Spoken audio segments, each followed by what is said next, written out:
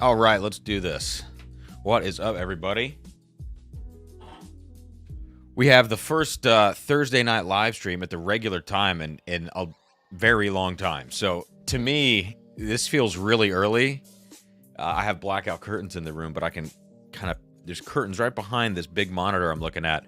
I can see the sun is still very much shining outside. So yeah, it feels kind of early to me, but this is good. It means I'll get to bed earlier and hopefully get some better sleep. I have a hard time after some of these late streams. I mean, even early streams. You end up either drinking too much or, well, that's like 85% of it, or you order food late or you eat late or whatever the case may be after the stream, and then you're just up till 3 in the morning, you know? So these aren't the easiest things. At least I can speak for myself on my body. I don't know how other YouTubers feel, you know, whiskey tubers. But anyways, not here to complain. Just here to get the thing started off tonight. So I'm going to check in with the chat here in just a second. Let me know what you're sipping on, guys, as you jump in here. Also, as you jump in, please hit that like button. Let's get some more folks hanging out tonight. I got the thumbnail up a few hours early. It wasn't right before the stream, so that was cool.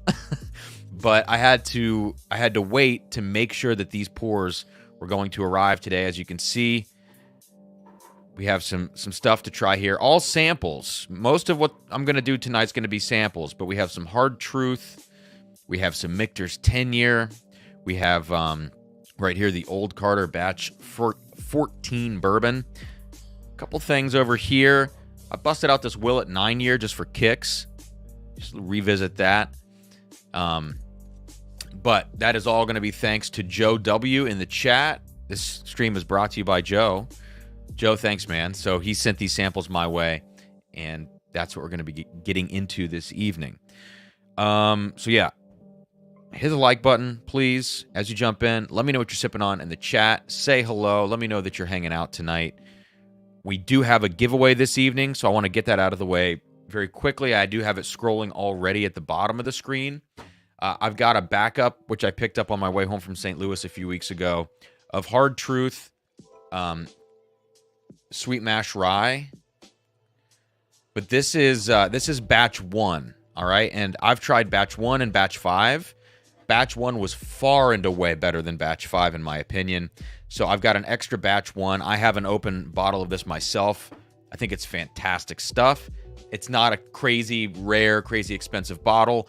So if you just want to chip in, you know, $5, get yourself an entry, help support the channel along the way, $10, whatever. Of course, I appreciate anything that you guys can throw in there. Super chats, or you'll find in the description of this video, Venmo or PayPal. That way YouTube doesn't take their like 30 to 35% cut of everything. But that's what you're playing for. If we get a bunch of entries tonight, I'll probably throw something else in there, like a sample pack or something. It'll just be kind of a dealer's choice thing because I don't have enough of these samples from Joe to go around. And plus, I'm not going to give away samples that other people have given to me. Like, I'm going to drink and enjoy these things. So again, thank you, Joe, for sending these my way. And I want to say cheers to you guys. I'm starting off, as usual, a little Eagle Rare store pick here.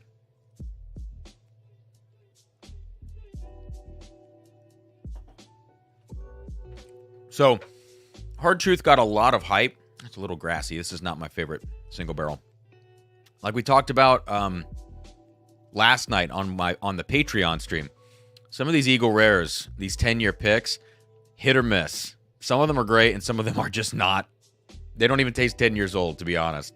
So yeah, some people have this in their area, and this is nothing new. But others are not going to have Hard Truth in their area. So this is just an opportunity for you to get your hands on a bottle of what I consider to be a really, really nice craft whiskey. And it doesn't taste crafty.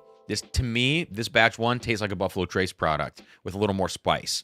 I think it's really, really fantastic. If you're a fan of E.H. Taylor in particular, and standard Buffalo Trace, but I think if you're an E.H. Taylor fan, a Blanton's fan, you know, these kinds of things that have a little more kick to them, whether it's proof kick or spice kick, I think you're going to really enjoy the Hard Truth Batch 1 Sweet Mash Rye. So anyways, and if we get only one super chat from Jay, then Jay, the bottle's all yours, man. And if we get a bunch, like I said, I'll throw in a second, sample pack or something. So thank you, Jay. Let's get this started. I I think I'm going to be tracking super chats. I'll come back to the super chat, Jay. Let me scroll up, see who's in here. Amy tracked for me last time, so that was really helpful. But I don't want to take advantage of that if she's hanging out tonight. All right, Jeff Smith, cheers. Cheers to you, Jeff. Get my phone out here. Make sure. Okay, cool. Keep track of Venmo, PayPal if those things start coming through. All right, we got Jeff in here. Russ L, cheers to you. Brian with a Y. I like that name. I like that screen name. Spelled out, Brian with a Y. And of course, Jay is here. Joe, the man of the hour, or 2 hours, or 2.5 hours. Hopefully, it's only 2 hours, or 90 minutes tonight would be great. I would love a 90-minute stream. Jay, I try not to be late in the orchestra, but I can't. I can't guarantee that I won't be late on the streams. Toshi, what is up, dude? Hey, I saw a William LaRue Weller 2014. It's the hazmat 70.1, I think is the percent. I saw that today. I just thought of you. You're Mr. like old William LaRue, old George T. Stagg. I was like, Toshi, I bet he's tried this, or I bet he would love it. Cheers, dude. Mike Meyer. Gonna keep scrolling. We got John Wandering Magoo. I don't know if I've seen that name before. Wandering Magoo. William Molnar, I think you got your package today. Joe got his, and somebody else. Oh, Jason. In Arkansas. 1-day delivery. I couldn't believe FedEx got that to you in under 24 hours. That was very surprising. Mike, I can't do Z-biotics. I break out in a rash. My body doesn't handle probiotics very well. That's a new thing, so not sure why. Amy, what is up? Steel 11. So Russ likes Hard Truth. I think Hard Truth is great. I will pull out my bottle that's open. Where is it? There it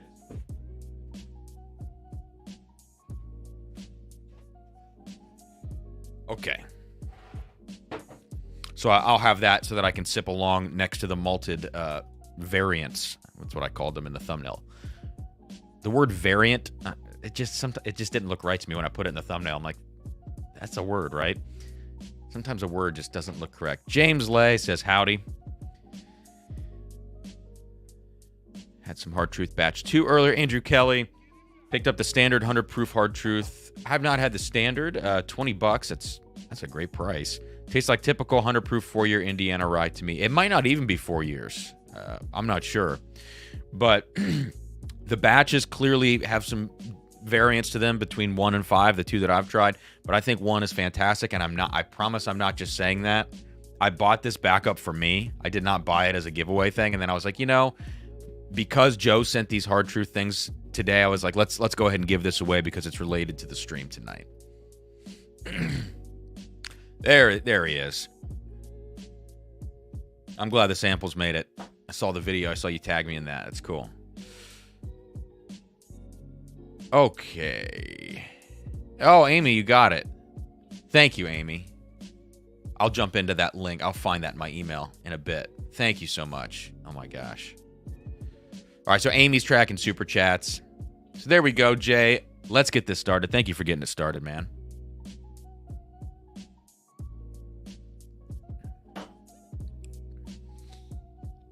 Great description on Hard Truth. I get a similar berry note from Hard Truth like I do from Buffalo Trace. I totally agree. The honeys, the berry / darker fruit type thing, it's nice and sweet. Yeah, and the way the spice hits, the way the rye hits, reminds me of the Buffalo Trace rye that's being used. Wandering Magoo in for 1. Thank you for the super chat. Got to try some Hard Truth. There you go. You have very good odds at this point. Yeah, Toshi 2014 WLW. I mean, come on. Joe. Oh, I didn't even think of COVID when I typed variant under the thumbnail. That's kind of funny. Yeah, you're right. It's not a great one. Noted, and will change for next time. Darrell, dude, good to see you. Thanks for jumping in. Derek, I see. Gary Franchi. And Russ enjoyed the Hard Truth Distillery tour and single barrel experience. Yeah, I saw the Mash and Journey guys and Durrell. I saw those folks picking a barrel or maybe more than one barrel, I don't know, the other day.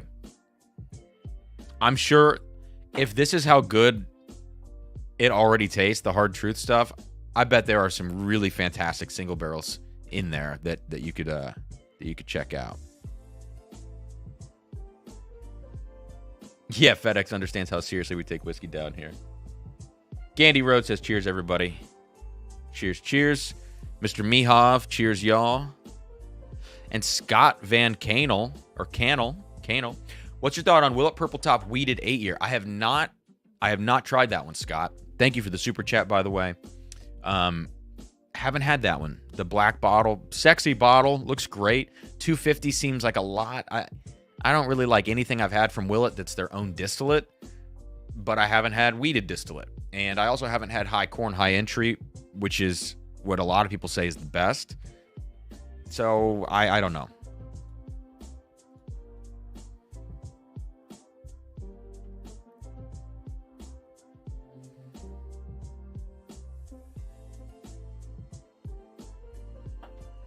All right. Let's get into some of this. Amy, I've got a couple of Venmo super chats for you. For those of you, I'll always get those in the stream and let Amy know, but you can always tag her in the live chat with how many entries. Keith Thompson, Amy is in for 4. So Keith Thompson, he says Hard Truth, thumbs up. Thank you, Keith, for the $20 super chat. And we got Andrew Surfling. Andrew, I owe you an email. Andrew Surfling in for 4 as well. So $20 super chat from Andrew says, don't have Hard Truth here. Fingers crossed. If I lose, well, here you go. I'm holding you to an email response. Haha, cheers. Yeah, I'm sorry, Andrew. I have not been on the Drums and Drams email ball recently. So 4 for Keith, 4 for Andrew S. Amy, thank you. Okay, let's do this. So real quick to recap everything that Joe sent my way. Here you go. Okay, we're a little off center. There we go. One very interesting thing is this Elijah Craig Private Barrel. I'll just leave it here for the focus. Elijah Craig Private Barrel 11-year from the Naptown Bourbon Club. Joe had previously sent me a sample from this group. They did a pick of Backbone, and it was a fairly young Backbone, like 2 years, 10 months maybe, that had been rebarreled. I'll put myself back up here for a sec. It was like a young Backbone, but it had been rebarreled for a long amount of time, like maybe 6 additional years. It was something with a very interesting, breakdown of what was in the bottle. To me, it was one of my favorite single barrels I've ever had. I thought it was so good. Couldn't say enough about it. And same thing for Fred Minnick. He loved it. Well, Fred Minnick also loved this Naptown Bourbon Club Elijah Craig Private Barrel 11-year. So I'm excited to try this tonight. As for the Hard Truth stuff, we have caramel malted rye. We have regular malted rye. These are both batch 1. And then we have chocolate malted rye. And you can see on the proof points here, all are around, 110 to 117-ish. Then we have Old Carter Batch 14 bourbon. And then we have what I'm the most excited about, perhaps, the Michter's 10-year bourbon 2023, which people are saying is awesome.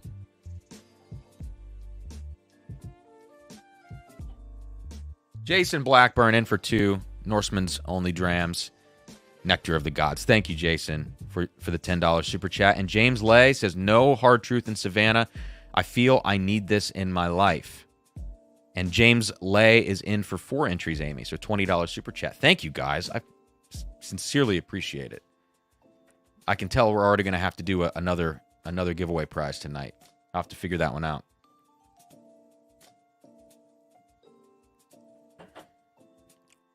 So Durrell talking about his Hard Truth experience. A couple days ago, we picked a killer bottle. They had 127 proof. Damn. Single barrel pick available for purchase. Did you pick one of those up, Durrell, or just try it there? Wow. Very cool. Dustin. Hey, dude. That's a name that I like to see in the chat. Unfortunately, Miracle Martinez, I have not had the B523 yet. So, still waiting on that one. Okay. First, very quickly, I want to do a little blind for you guys. Okay?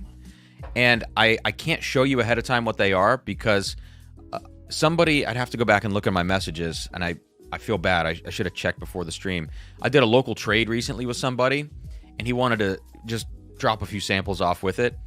And I said, hey, man, if you're going to drop samples off of something you want me to try, make it blind. Just, you know, it doesn't matter what it is. It could be craft. It could be legacy distillery. But make it blind. So what he did is he used like painter's tape, and there's 2 layers here. So you peel the first layer off, and whatever this sample is, either of these 2 is underneath. So I'm going to just very quickly run down these 2 blind. Why not? You know, and I told him I would do it on a stream a few weeks ago. I think I ended up canceling that stream. Might have been a month ago at this point. Time has been, you know, life has just been kind of crazy. In and out of the doctor's office the last few weeks. Lots of scans. So, anyways, let's do these blind very quickly. I'll just take a few notes, and then that's going to be it. And then we'll get into the Hard Truth stuff, the Michters, and the Old Carter, which I'm highly underexperienced with Old Carter.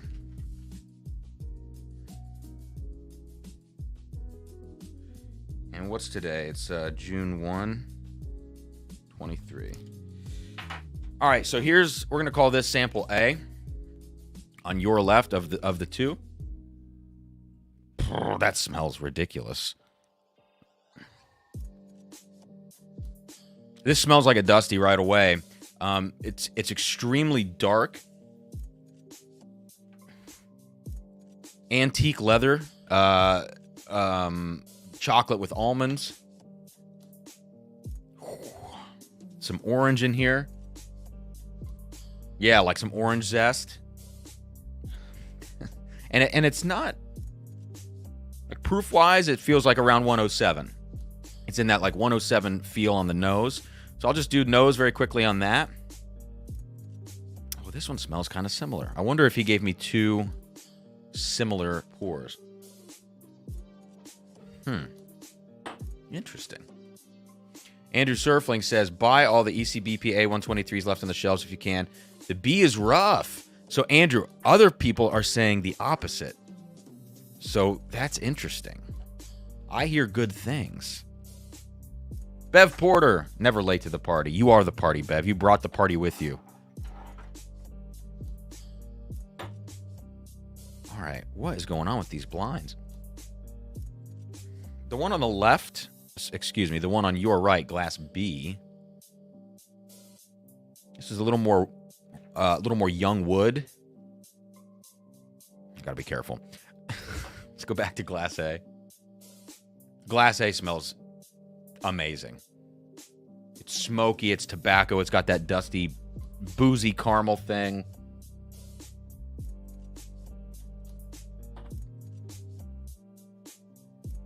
I gotta stop sipping that. I gotta stop sipping that, man. Because that, I gotta save it. It's so good. Lower proof than I thought.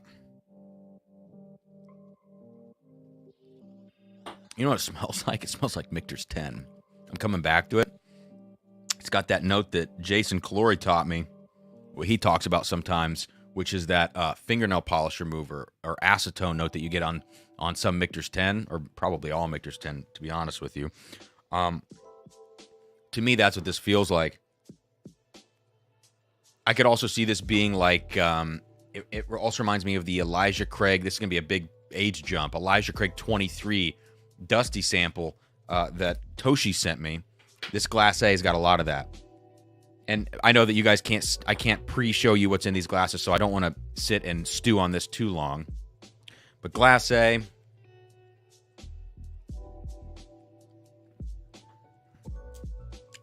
I'm going low on this proof. I'm going 94. Age, I think this is deceptive age. I'm going to say 10, but knowing that this could be really much higher than that. I'm going to say it's a Kentucky. I'm going to say no finish. I'm going to say it's a bourbon. That's my guesses for sample A.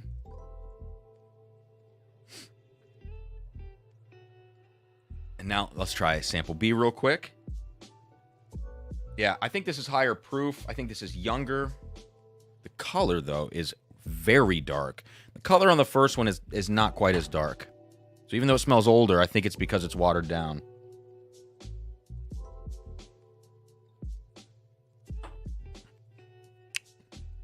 So Glass B, still not that high proof, unless my proofometer's broken tonight. I'm going to go like 100 on that. Doesn't seem high age. Shake a Maraca, click that like. Thank you, Amy. So I have not tried the new Sagamore 8-year, like the next batch. I've only had batch 1. Yeah. Would love to try it if given the opportunity, but Durrell, Cam being that you tried the Michter's 20 with me, I can't wait till you try the 2023 Michter's 10. If you haven't opened from the past couple years, you should compare. They are wildly different. Wow, comparing, I mean, even bringing the Michter's 20 into the same sentence is, yeah. Derek, excited to see what you think of that old Carter Batch 14. I have a Kentucky very small batch, and I'm 90% sure it's the same mash bill. Okay. We'll see.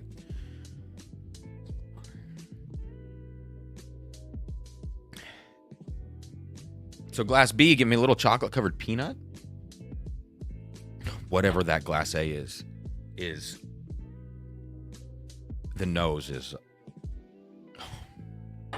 I think I'm gonna bottle guess that. That's Michter's 10, but it smells like one of the, maybe the best Michter's 10 I've ever smelled, with a dusty note to it. So if that's a 2023 that I'm drinking blind, that would be hilarious, because Joe sent me a 2023 to review tonight. Anyways, back to this Glass B. There seems to be a lot more rye influence on Glass B. There's kind of like some bigger orange notes here. But it's still sweet. Big wood influence, big barrel impact, but it could be a high rye bourbon or possibly a barely legal rye.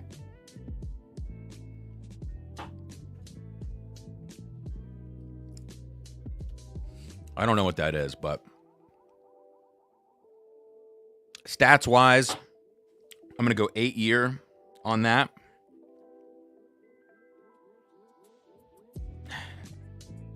I think I have to say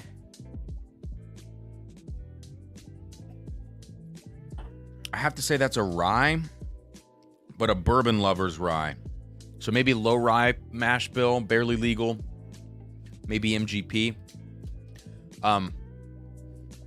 Actually getting something on here. I'm getting a ginger note on the finish. I think this is older than I'm saying. I'm going to call this a 14-year MGP rye. I'm going to call proof.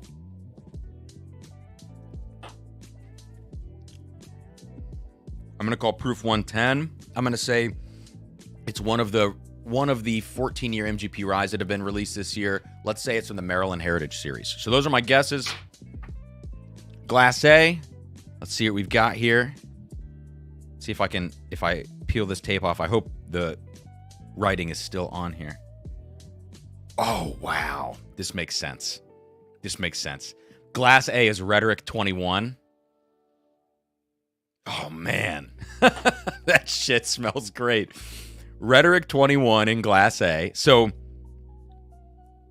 I don't know what the source of Rhetoric 21 is. What you guys probably know. Is it? It's not Stolzle, is it?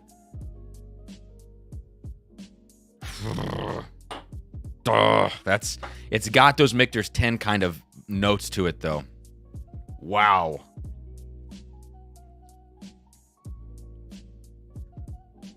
Damn. All right, so I said 94 proof. I believe Rhetoric, I think they're 90, right? Do you guys know? Yeah, Derek, it was dusty.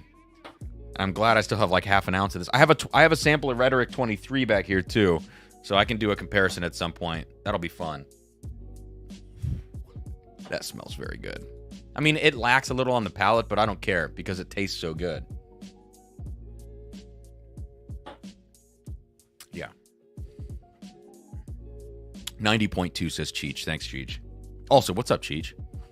All right, sample B. I was like, okay, I'm at 8 years. I think I should maybe have stuck with that. I was at 8 years. Then I said maybe it's 14 because I got this ginger note on the finish that I get from these old MGP ryes. This is also feeling lower proof than I called it. I called 110. I'd probably move that down to like 104, but let's see. What is this? I gotta only peel off one layer of this tape. OKI. Wow. OKI batch 35. 97 proof. So it's an older MGP product. I'll take that. And I said it was either a high rye bourbon or a low rye rye. And then I kind of flipped it up and made my bottle guess, which would have been a 95.5 rye. I'll take that though. When I was calling this thing out, I was picking this up, a high rye MGP product. And these OKI batch 35, I have a batch 27, which is stated at 10 years. So this is probably either a 10 or 12 year age statement. I think they're mostly 10s if I recall. So 97 proof. Yeah, I was high, 110. Age, I said 14. I first said 8. About the same way off, you know? So I'll take it. The Rhetoric stuff is Bernheim. Okay. Old Bernheim. So I have to go back in my Facebook messages, and I have to thank the person who dropped these off at my place. I'm so sorry that I can't remember who it was off the top of my head, but wow.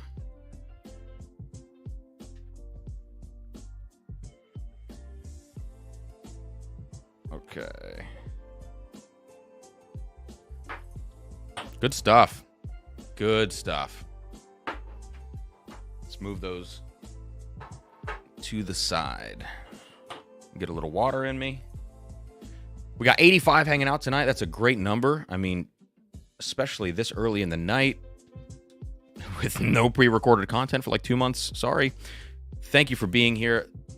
Thank you for hitting the like button, for supporting, for the super chats, for everything. It's really, really cool to be hanging out with you guys.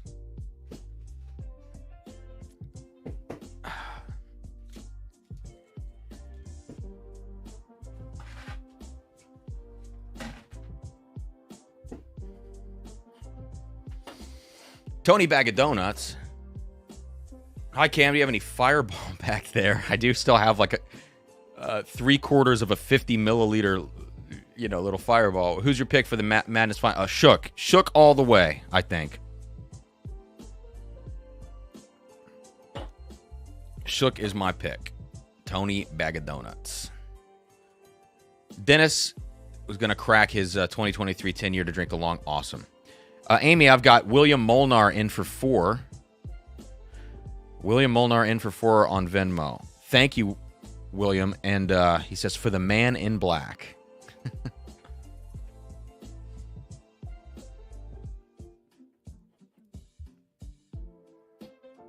Sandeep, good to see you, dude.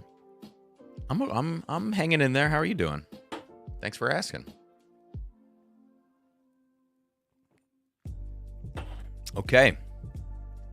So what are we gonna do? What are we gonna do first? Let's do these hard truths. I'll use these glasses. So let's get into a little hard truth before we do the heavy hitters. I like to, hard truth is the opening act, but it might not be. Hard truth might be the main event after I taste these malted variants. I shouldn't say variant. XBB 0.1.5 or whatever it is. All right. I think I need one more glass. Oh, that's the chocolate.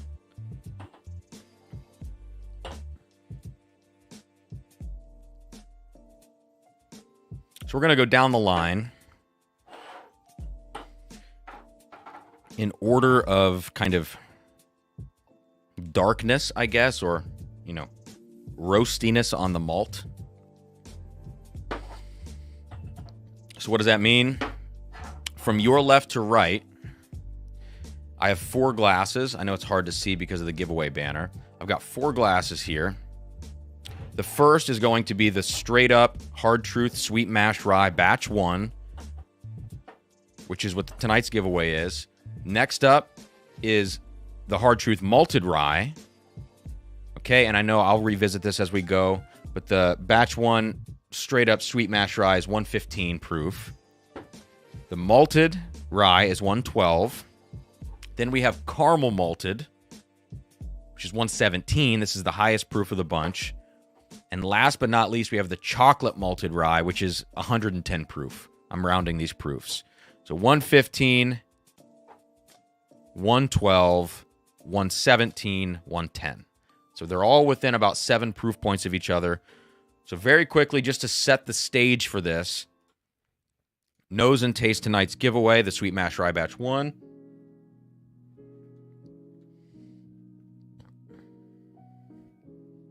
And just very quickly, what I'm getting here, what we talked about earlier, is like kind of that dark, sweet fruit. Berry was mentioned earlier. I would agree with that. But if you want to just say that this smells like a Buffalo Trace product with the candied grape, I'm right there with you. Good white pepper spice. Does not smell young. I would smell this and possibly think it's like a 7 to 8 year honey forward bourbon. To that end, there's honey. It's a little bit floral, a little bit perfumed. That's coming from the rye.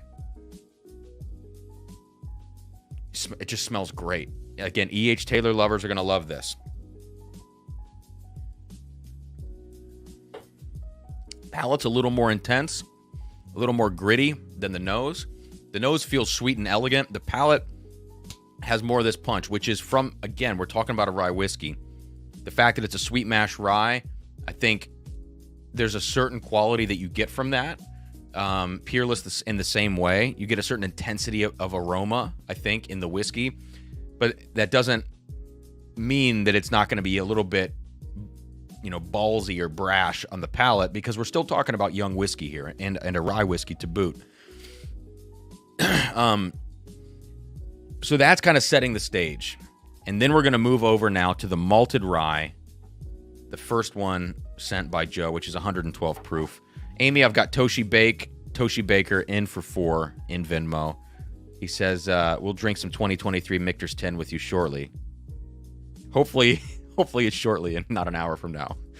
No promises, man. But yes, I'm excited for that. Thank you, Toshi, for the super chat.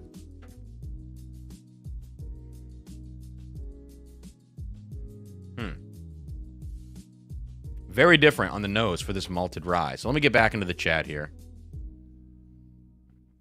We were talking about Bernheim distillate. James said it's supposedly it's Stitzel Weller. Bernheim sounds right to me, but whatever it is, it's old, that Rhetoric 21. And the Rhetoric 21, loved it. Toshi Bazaar just got lychee on the nose of this Dusty Beam. I actually don't know what that smells or tastes like.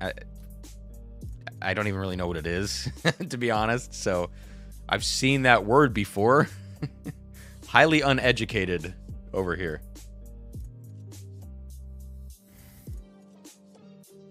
All right, I'm just checking here. We had a bit earlier, Durrell saying the new Michter's 10s are likely really Michter 15s. The master distiller stated that they're well over the 10-year age statement. That's cool.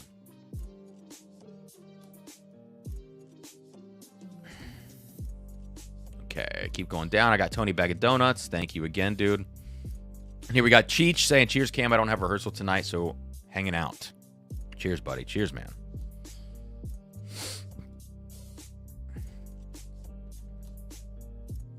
Shredward. We got Shredward in here. Wandering Magoo likes chocolate malt in the Balcones rye.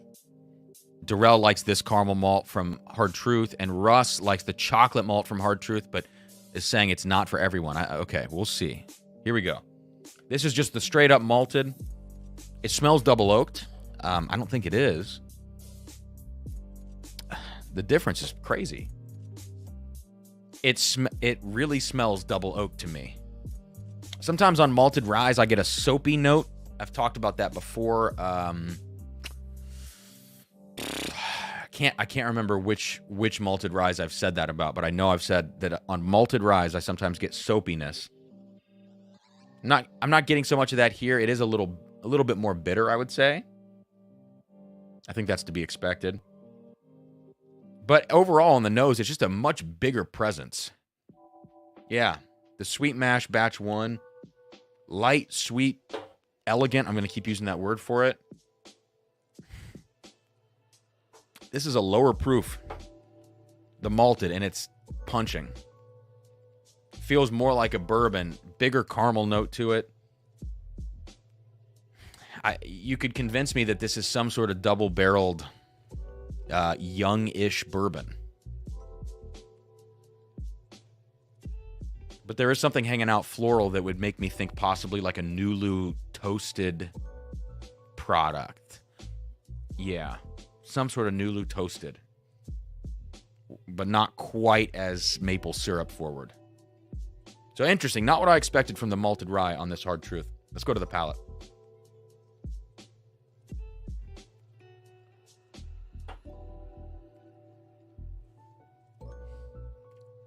Nice palate. Great palate on that. And I think on this Hard Truth Malted Rye, the nose and the palate are a little more in agreement, more consistent between the two. Whereas the regular sweet mash rye, nose a little softer, palate a little more intense. So it's a bit deceiving between the two. I don't know that I mind that so much. Although I'd like it to go the other way. I'd like it to have a more aggressive nose, but a softer palate, if anything. When you smell this, you get excited, and then you taste it, and it's more intense and a little bit more... It feels a little bit younger, you know? And I'm not... Hope you don't think I'm talking smack about it. It is what it is. This malted stays more in line, but I think overall, it feels less refined for me.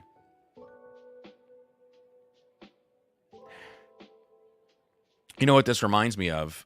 Is, without doing the side-by-side, because I don't want to have too much, the Hard Truth Malted Rye kind of reminds me of the Phoenix blend from 2XO, from Dixon Deadman, where it's got that double-barreled thing to it, that extra sweetness. What do you think, Joe, if you've tried this? Tim Tam Slam, the New Riff Malted Rye is pretty soft, in my opinion. And I've actually talked about that one as being kind of Buffalo Tracy, which would, in my mind, be a little bit more like the unmalted regular sweet mash rye of Hard Truth. I don't think the 6-year New Riff Malted would really be a good comparison to this Hard Truth Malted, because this one, again, it's more bourbony, it's more double oaked feeling. It's interesting. Shredward, getting that Eagle Rare store pick. Yeah, crack it. Let me know what you think. Amy says, never had lychee either, Cam. Picks look like a ginormic strawberry with a huge coffee bean in the middle. Okay. And Sandeep says, lychee fruit, if you find a good one. Once we get here for some reason, the ones we get here for some reason are mostly dried up. Why? Not sure. Toshi, I will try it if I can find it sometime. All right, so I think the malted rye is good. I don't think it's great. It's not at all what I expected, but it's better than what I thought it would be in terms of quality. So that's good. It's a little bubblegummy, which I think is why I'm talking about the Phoenix blend, the 2XO. I found that to be pretty bubblegummy. All right, let's move on. So now we are on to the caramel malted rye, which Darrell loves this stuff, the Whiskey Saint in the chat. This is 117 proof, the highest proof of the bunch. Let's get into this. I need a little more on the glass right now smells like the glass. A little more whiskey. I need to coat the glass a bit better. 75 in chat. Thank you for being here. Hit that like button if you have not already. And if you're jumping in here, say hello. Let me know what you're sipping on this evening. Still pretty early, 8:45 Eastern. So I think we'll maybe get a few more folks in here before the end. A lot of people tuning out for the Hard Truth. I think they'll probably come back for the Michters and the Old Carter. Understandable. I get it. Huh.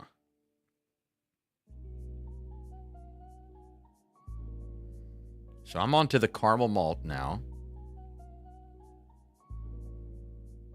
Wow. So I smelled the caramel. I'm not going to give any notes on it just yet. Go back to the regular malted. And these side-by-sides are so important. Go back to the regular malted, and the regular malted smells like that little bit of an amberana type smell where you get the extreme aromatic spices, extreme cinnamon bark, almost like a candle, clove, that kind of thing. Next to the caramel malt, for some reason, the regular malt bursting out of the glass with a little bit of that amberana type influence.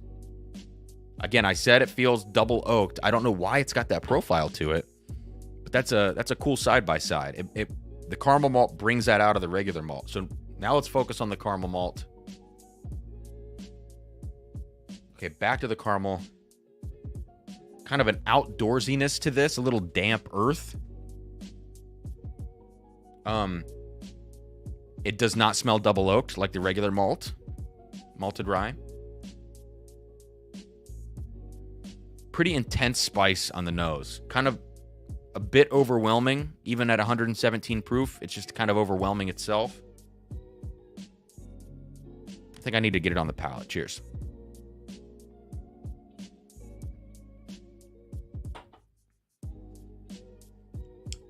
All right, the palate's pretty good, though. Oh, yeah. That's good whiskey. Mm-hmm.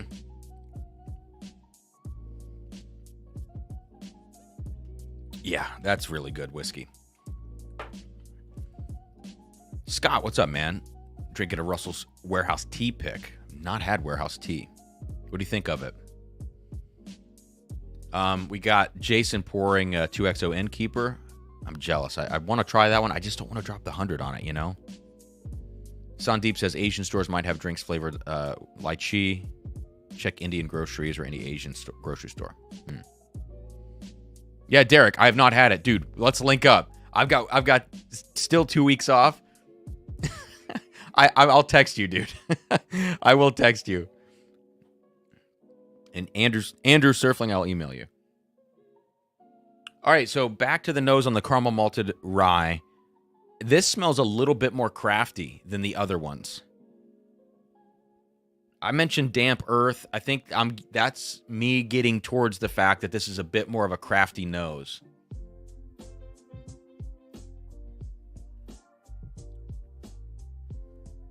To me, the nose is a little underwhelming. It's nice. It's hard for me to really discern a lot of notes on the nose, which is confusing to me right now. I'm not sure why I'm having a hard time with it on the nose, picking things out. Like, I'm getting some semblance of citrus, presumably from the fact that it's a rye, but it's kind of coated or masked by something caramelized sugars, maybe like flame-torched orange or something, you know? Big dose of boozy caramel sauce, caramel syrup. Kind of a green, sappy note to this one.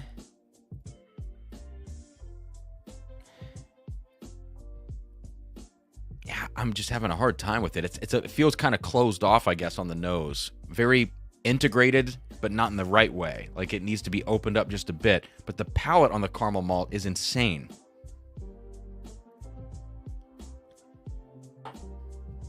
The palate's just really solid whiskey front to back. Dense. Great mix of sweet and spice on this. Even given what I would call maybe like a flaw on the nose or defect, like not quite up to what I want it to be on the nose, the palate of this is so significantly better for me right now. That could change. I would still recommend picking up the caramel malted rye. I think the regular malted rye is a little I'm not sure about picking this one up. Just feels odd. The caramel malt, even with that bit of an issue on the nose, I think pick this up if the SRP is around the same price as the regular sweet mash rye. What's up, Jeffrey Wack? James Lice slumming with an ASW Georgia Heartwood pick. I'm totally inexperienced with ASW, so I don't know if you're actually slumming it.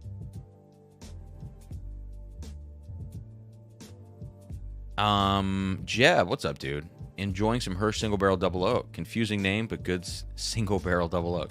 Confusing name, but good stuff. Andrew Kelly put a few drops of water.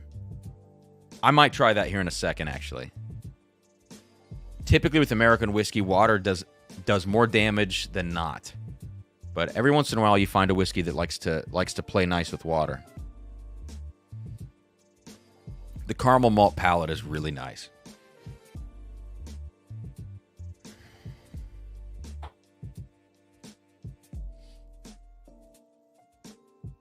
You know, as I'm smelling the caramel malt a little bit more,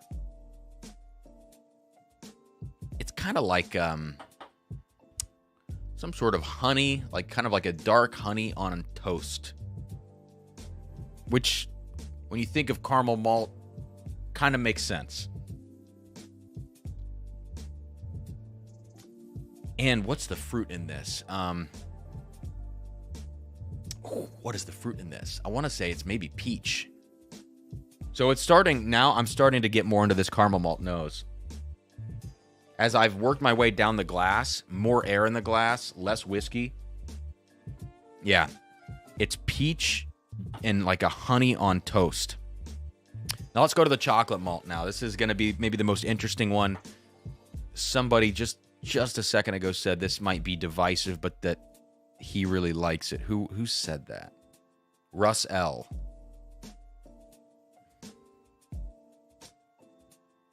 James Lay, I have 15 or so.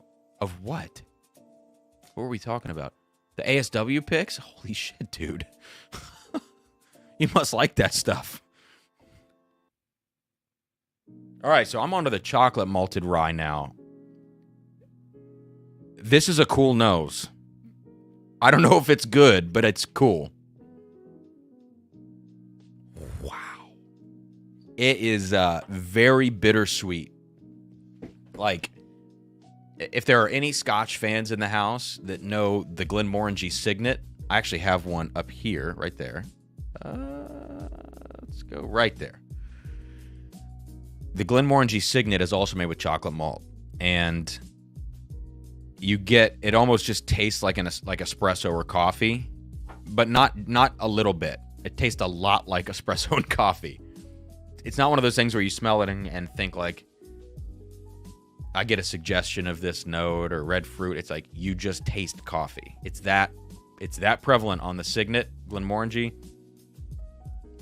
That's exactly what you get here. The chocolate malt is very apparent up front.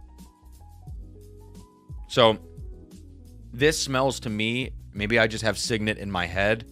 This smells more like a single malt, or maybe let's say an American single malt in this case, than it does a rye whiskey. I don't think smelling this, I would ever think this is a rye whiskey.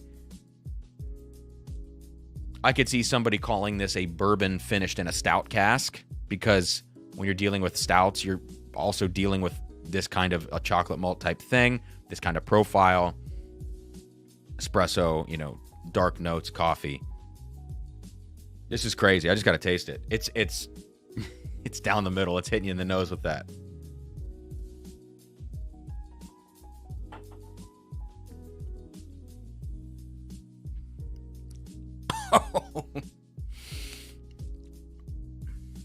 Holy crap.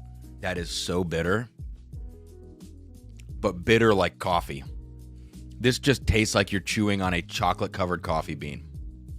I fucking love that whiskey. I love that. As somebody that likes single malt, that likes Signet, that drinks black coffee every morning, extra strong black coffee, I absolutely love this stuff. And this is probably a more affordable alternative to drinking Signet, which is like a $200 Scotch, $200 to $250, depending on where you're at. As I go back to it on the nose, I can certainly now smell on the nose that this is possibly a bourbon or rye. There's kind of this undertone of wateriness. When I say that, I mean that the coffee note in here is so concentrated that anything around it that's not as big of a note feels watery to me. So there's something about this that's a little bit watery on the outskirts of the aroma, but the crux of what's going on here. Like if you have the crust of the earth, that's like a watery aroma. This is the dumb metaphor. Everything inside of that is coffee bean. And Russ, wow, that is so freaking bitter. But like, it just lets you know it's there. Definitely going to be an acquired thing. If you don't like coffee, if you don't like stout beers, I can't say that you're going to really enjoy the chocolate malted Hard Truth Rye. But you're right. Reminds me of a stout beer, and I was, before whiskey, I was a stout beer drinker. Shredward says this Igor store pick smells like already chewed. Interesting. Already chewed grape Big League Chew stuck inside of an oak barrel. Second-hand Big League Chew. Kagan Key says, dang, Cam, didn't know you were live tonight watching the game and taking a night off from whiskey. I was sipping a little Don Fulano Reposado. I'm not a big tequila person. I like tequila. I just don't know anything about it. That sounds lovely. Cheers, man. Yeah, I am back at the regular time tonight, which is a little unusual. I hate that that's unusual, but it is. Darrell does not like coffee. Yeah, I can't. Then you would definitely not like that chocolate malt. The caramel malt is of all of these pours that I've had so far, if you guys are like in Indiana, let's say, or a state that gets distribution of Hard Truth, and I don't know what that distribution is like, my recommendations for you would be the Sweet Mash Rye, especially if you like Buffalo Trace products, and then I'm going to go caramel malted rye. And that's kind of a tie, I think. Let me put those two side by side quickly. My two recommendations.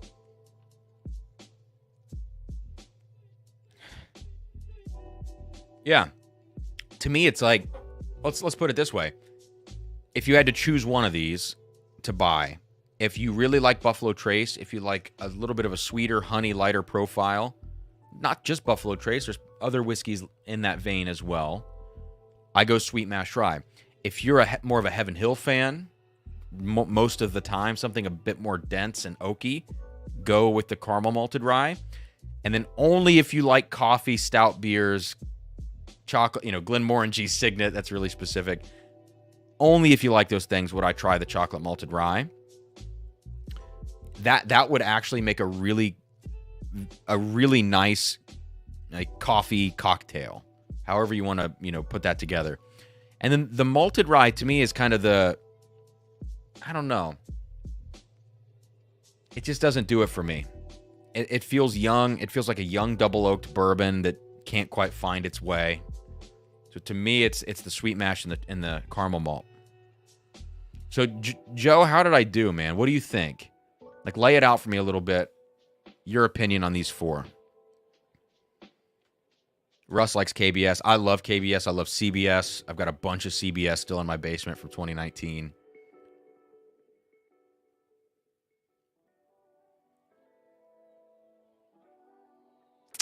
All right. I'm going to take one more sip of the chocolate malt and watch my face, And pour the rest back in this sample bottle. And there it is. I love it. I love that stuff. I have to get a bottle of that chocolate malt. Next time I'm in Indiana, this stuff is probably not flying off the shelves. So, damn, that is cool. So now let's get on to something that I think more people are going to appreciate. We're going to get on to the Michter's 10 next.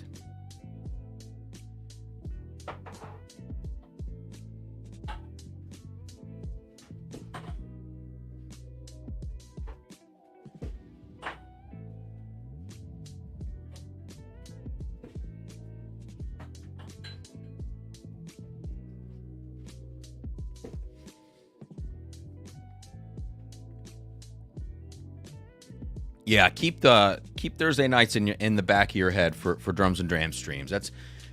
If I go live, it's going to be on a Thursday night. Sometimes I've jumped on Sundays. But Thursdays at 8 are my normal time slot. And if I ever have to push it, it's typically pushed to 10 p.m. if I have like a conflict with work or something. So Jeffrey Wax says caramel malt, sweet mash, chocolate malt. I'm right there with you. Like, I'm right there with you. I think it could be a tie for first. It just really depends on what you appreciate. But you're probably right that that's the order. And Joe, yeah, that's what I'm saying. It's a toss-up on that caramel malt or the batch one of the sweet mash rye. Batch one is just ridiculous. Really good stuff. Shredwood Cam, I hope the Michter's 10 isn't a 2020. I drain poured half my bottle. Next time you think about doing that, call me. You know. So what I have here, this is just a prop. This is an unopened 2021.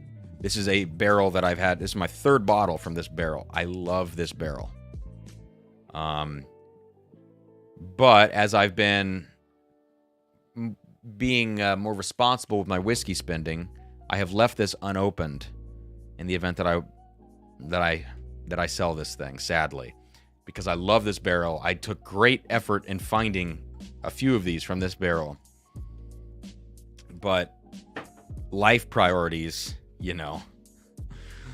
If the Drums and Drams channel made a little more money, aka if I put out more videos, I could afford to open this bottle and not worry about possibly selling it. But you know, we want to get a house, and I have to be careful. So no, the one I'm going to taste tonight that Joe sent me is a 2023 that everybody has been raving about. So it's time. It's time to get into this.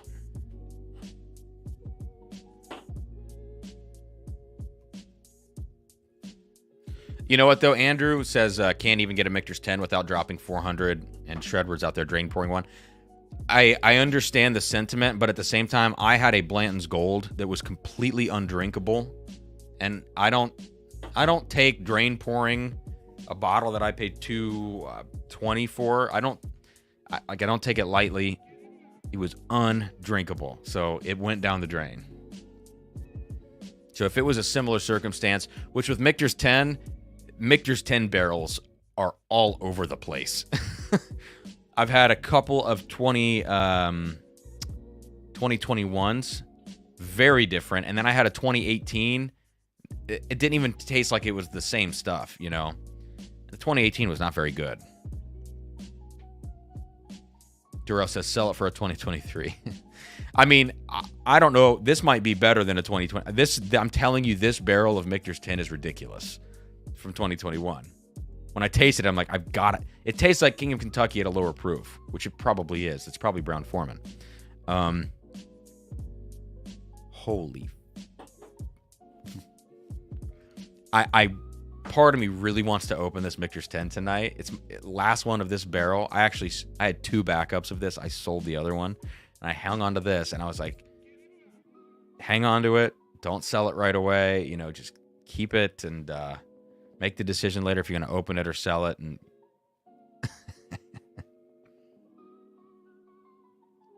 this 2023 smells so good that I want to open this very badly right now and do a side-by-side, but that's an expensive thing to open.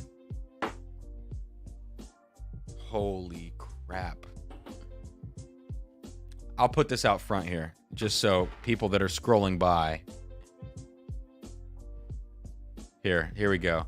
Let's see if we can attract a few more viewers that are scrolling by on YouTube. Let's throw this Michter's 10 right here. Let's take this off so they can really see what they're dealing with here. So right there, Michter's 10. Look at that. Now I see 78 in here right now. Let's see if this number jumps a little bit. This sometimes, like if I pull out an E.H. Taylor and put it on the table, people scroll by and see the tube and they click on the video. So it would be hilarious if we jumped up to like 85 right away or something, you know? This 2023, though, smells crazy good. All right.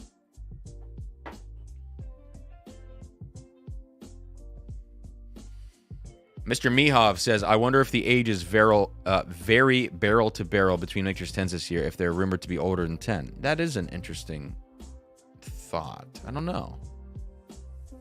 Kagan Key says, I wish I could bring myself to drain pour. I have a Heaven's Door pick that is god-awful. It's probably Dickel. Need to find a high-proof cocktail recipe.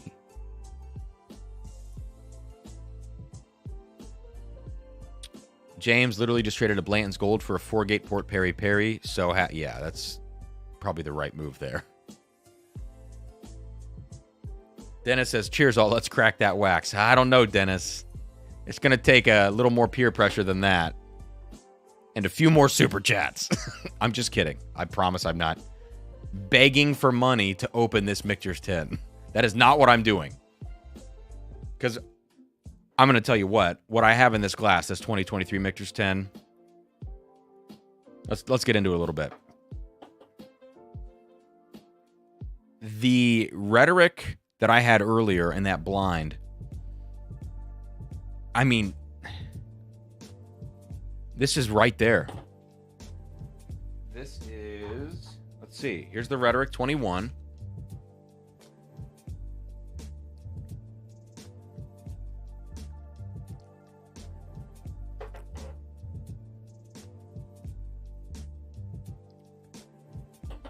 This is right there.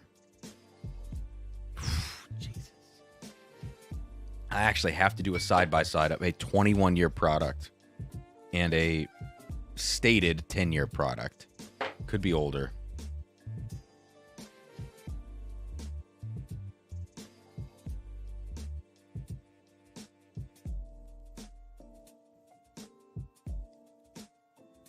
So that was the Rhetoric.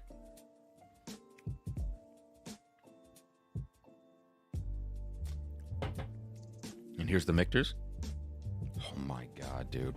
What?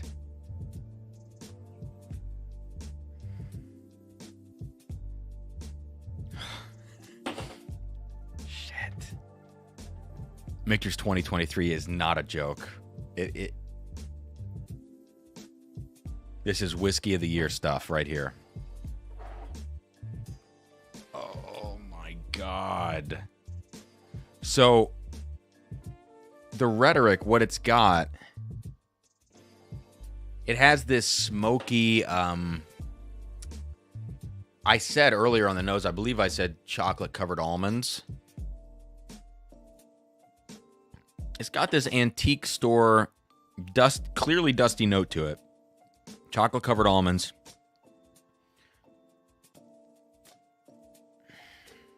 Yeah, and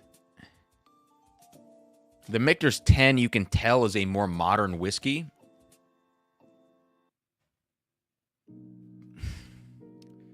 But I think it's actually a more balanced whiskey and a better whiskey.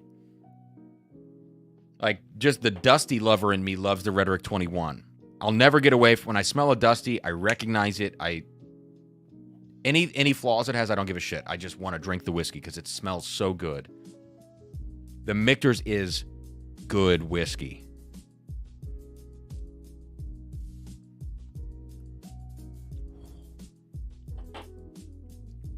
Man.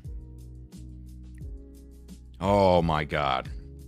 Yeah, okay, 94.4 proof, I think. Yeah, 94.4. Short finish. You could drink half this bottle in a night, probably.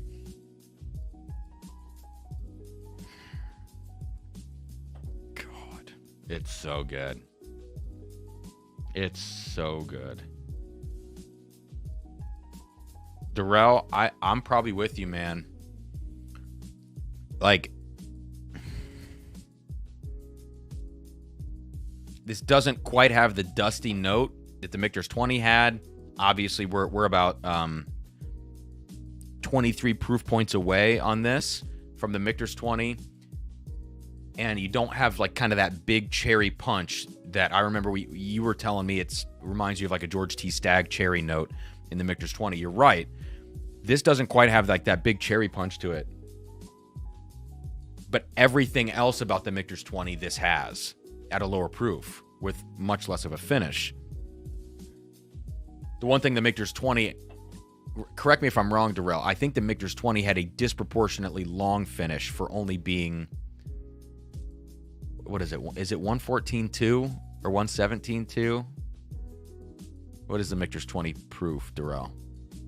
But I think it had a really long finish for being sub 120 proof. This, total opposite. But it's what you expect. God, that smells so good. Hang on, Sarah just got home. Let me see if she wants to smell it. Hey.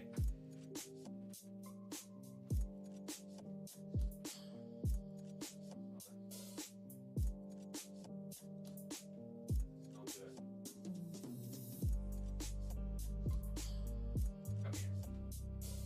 Get on the live stream.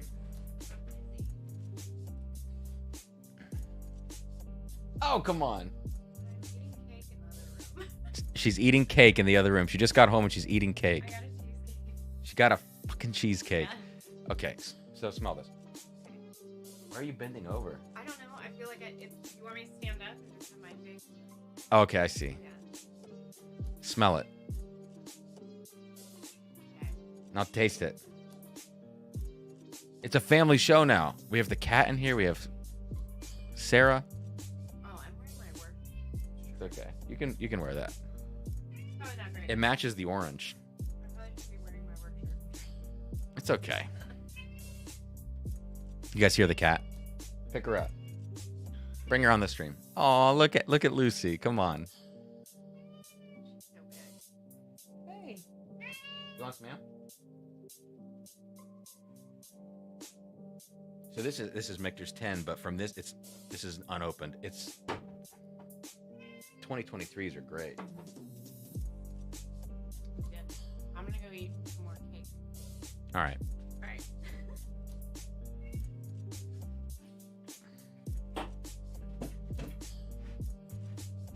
All right. 114.2 on the 20, but yeah, the finish was longer. You guys see how big Lucy's a fat kitty. She really is.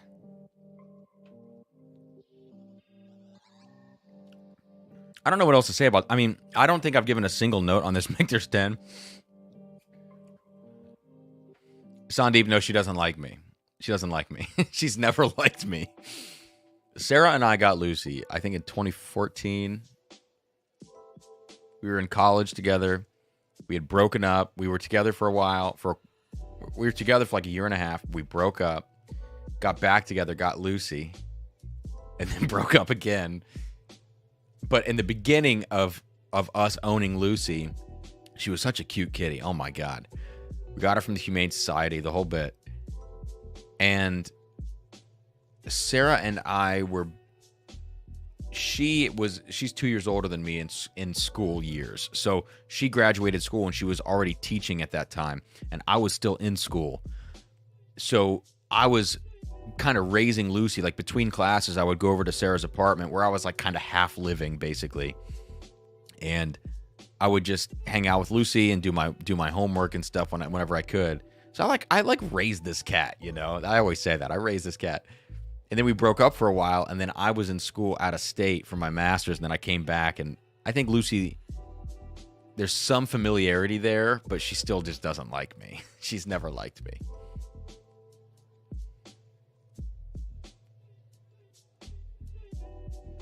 James, actually, Lucy, I always hold my whiskey up to her, and I go, smell, you know, and she will always smell the whiskey.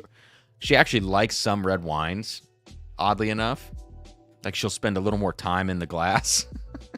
Whiskey. Did that cat eat another cat? Jay, dude.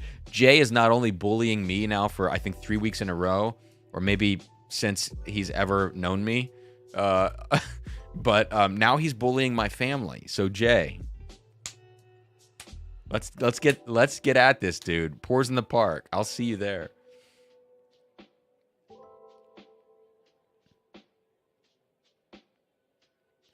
So Andrew says, sounds like Michter's 10 varies incredibly by year, but if folks could think of alternatives based on their experience, what would you pick? That's a great question, Andrew. Because here's the deal. You know, you think of 10-year bourbon, you think automatically Eagle Rare, $35 SRP, Henry McKenna, $50 SRP. Obviously, secondary on these things, add $20. But still, add $20 to McKenna, you're at 70. This shit retail is like 180, which is crazy. But the fact of the matter is, I don't know that there's another comparison, even on kind of some of the off barrels of Michter's 10. Let's not count the undrinkable ones. But I think the price hike, it's not warranted, but I understand that there is a price hike between Michter's 10 and other 10-year stated products. Russell's 10, $32, $34, $36, whatever.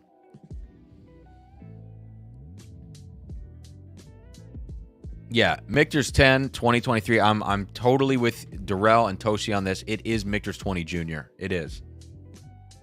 It is. God. I desperately want to open this 2021 and do a comparison, but then I'm like, number one, that's a $300 open secondary wise, which is what I paid for this. And number two, if it's not as good as this, I'm going to be really sad that I opened it and I didn't try to trade it for a 2023. Dennis, you'd have to ask Joe, and I don't know if Joe is still in chat right now. He is, yeah. $180 each he paid. But honestly, easy. It is an easy spend because the quality, by and large, is there.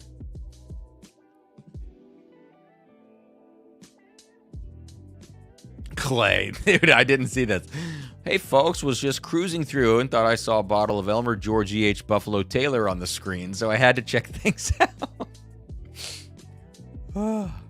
That's fun. Fat cat shaming, says Toshi. Yeah, Jay, dude, we need to arrange. Let's arrange. Like, I've never boxed a day in my life, and if you've never boxed a day in your life, even if you've boxed like 1 or 2 days, that's fine too. Let's get some boxing. Let's do a little sparring, dude. From someone that's never done it to someone that's hopefully never done it. Let's do it. Amy, that's what I'm saying. Lucy probably knows all the tasting notes. She probably has her... She probably knows tasting notes that we can't know. Tim Tam Slam, is the 20 year seriously better, that much better than the 10? Can't imagine it's 1,000. I mean, it's 1,000 if you find it retail, though. The reality is you're talking 4,000 difference between the two. And no, it is not that much better, especially these 2023s. My prediction is that these 2023s on secondary, not because I'm saying it, but someone, it could be Matt Porter, it could be Jason, it could be Dan and Sean, could be Chad and Sarah, could be SLB Drinks. Someone is going to talk about how good this 2023 is. If they get a barrel that is good, I would imagine they probably would. It sounds like these are consistent. And the secondary is going to, I think right now these are more expensive than other years by maybe $50. I think they're going to shoot up. I really do.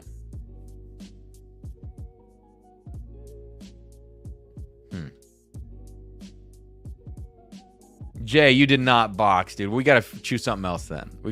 Let's choose like I can't play pool. Can you play pool? Maybe we can do pool. Did you see my screen just get way darker? That was weird.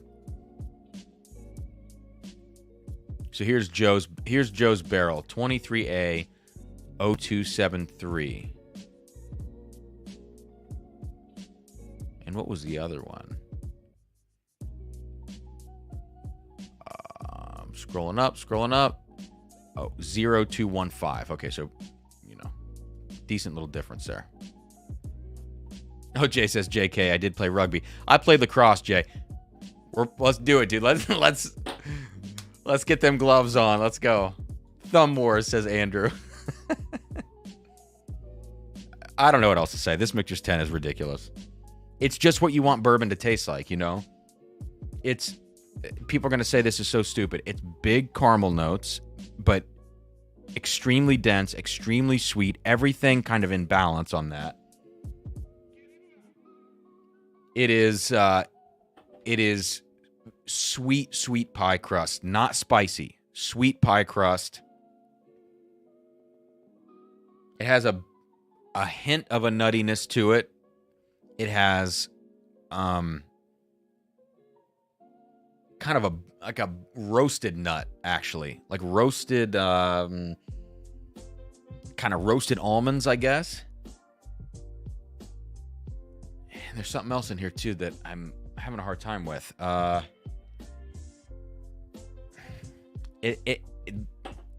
If you just imagined what whiskey tasted like and you've never had whiskey, this is what you imagine.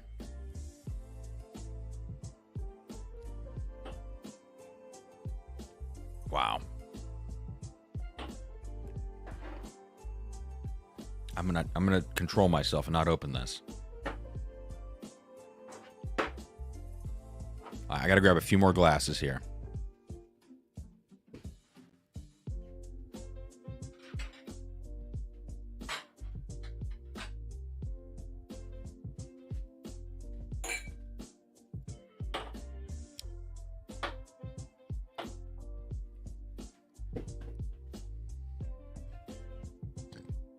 Guys, just a reminder about tonight's giveaway. We are giving away what I tasted 20 minutes ago. The Hard Truth Sweet Mash Rye, batch number 1. Incredible whiskey here from Hard Truth. If you're a Buffalo Trace E.H. Taylor lover, you're going to love this stuff. It is a rye, but it drinks more like a honey-forward, sweeter bourbon. Just phenomenal. So this is what we're playing for, and I'm sure by the end of the night we're going to have a second giveaway for a like some sort of sample pack as well, because it feels to me like we've had quite a few entries. Tony back at the Cam, where'd you find the time to play lacrosse in between all the cymbals and glockenspiels? I'm just surrounded by cymbals and glockenspiels. Actually, I have 3 glockenspiels in the house right now, which is just kind of sad. It's more sad than anything. Yeah, I played it in high school. I tried to play lacrosse in college. I was going to play for my school, but the schedule, it conflicted. Almost everything conflicted with required classes that I had for my major.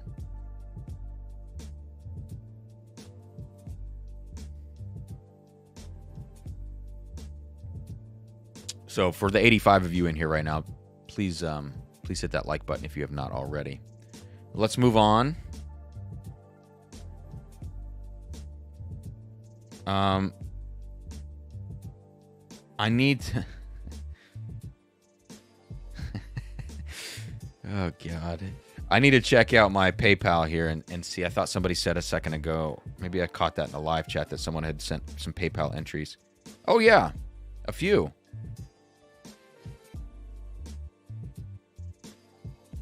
Yeah, a few PayPals.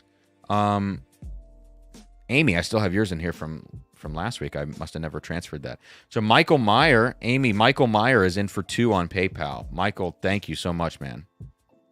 Mike Meyer in the chat. So he's in for 2, $10 super chat. I appreciate it. And Jeff Smith as well. Jeffrey Smith in for 2. So thank you, guys. And now we got Roy R jumping in. I'm in for 2. Cheers, Cam. Cheers to you, Roy. And what am I gonna... I'm gonna finish off this Michter's 10 to that, man. Thank you. Oh, it's so good. Holy cow. The Rhetoric is going to go back in the sample. Live to fight another day with this, hopefully in a side-by-side to the 23 year.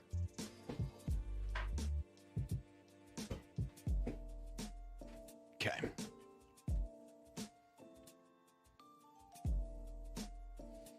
Joe says, Cam, hit me up later. Would probably be open to a trade. 23 for 21.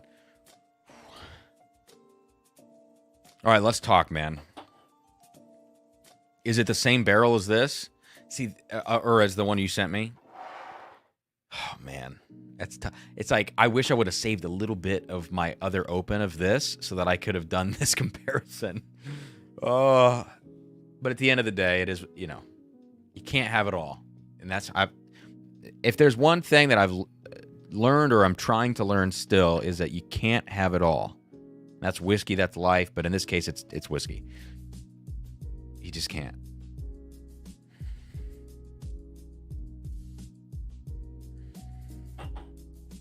There's a little bit, this is the empty glass of that Rhetoric 21. There's a little bit of that chocolate malt bitterness from the Hard Truth chocolate malt rye. That coffee thing, that's kind of on the Rhetoric. Cheech has a 4.5 octave marimba in his living room. Dude, what kind? What brand? Yamaha? No, I can't throw the I can't throw the 2021. And I actually thought about it tonight, but I have to be fiscally responsible. Wandering Magoo, or I'm going to be a wandering Magoo after my wife leaves me. Musser M240. Okay, nice, man.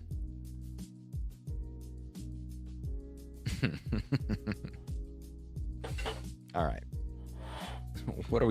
What's next? Let's go to the Old Carter. Actually, before we do Old Carter Batch 14, let's do this Elijah Craig barrel proof, or private barrel, very quickly. The reason I have 3 glasses is for this. Yeah, we'll put this in the middle. Let me tell you what's in here. So it's just kind of a weird comparison, but I thought, let's just do it.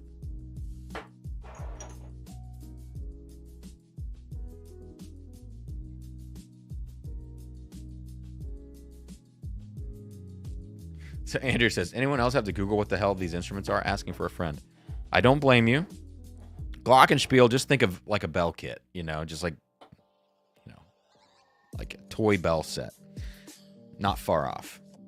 Just sounds less like a toy. Marimba, like a big xylophone. Xylophone, wooden instrument. Sounds real plunky. Not mine, just using it for recording, yeah. Doing a little island, island sound or something, Cheech? What are you doing with the marimba? I heard, you guys if you watch any CoffeeZilla videos, CoffeeZilla on YouTube, couple million subscribers, like exposes different financial fraud things and, did his whole Logan Paul kind of expose and with CryptoZoo and just a lot of that kind of stuff. The most recent CoffeeZilla video where he's talking about this $500 million scam that he's uncovering, I think it's a 3-part thing. Part 1 came out today. And if you listen to the background music, there's a lot of marimba in the music that he used on that video. I was just listening to it today. It was kind of almost background noise as I was doing some other work. But I could not stop hearing all the marimba in the background music.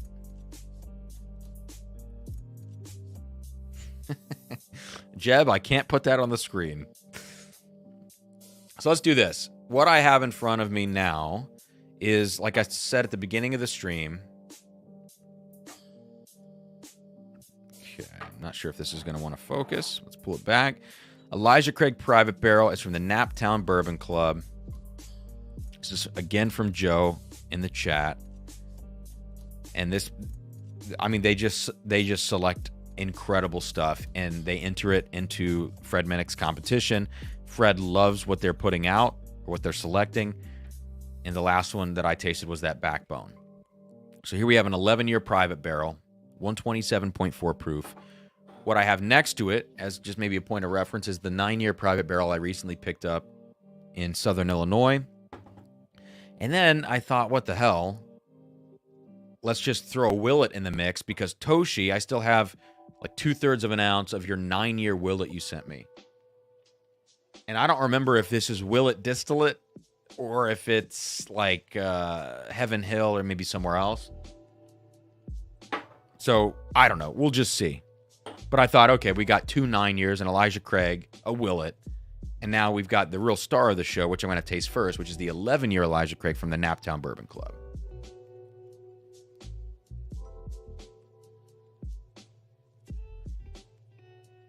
Yeah, the marimba would definitely, like my marimba, this is going to sound, My marimba's 8 feet long.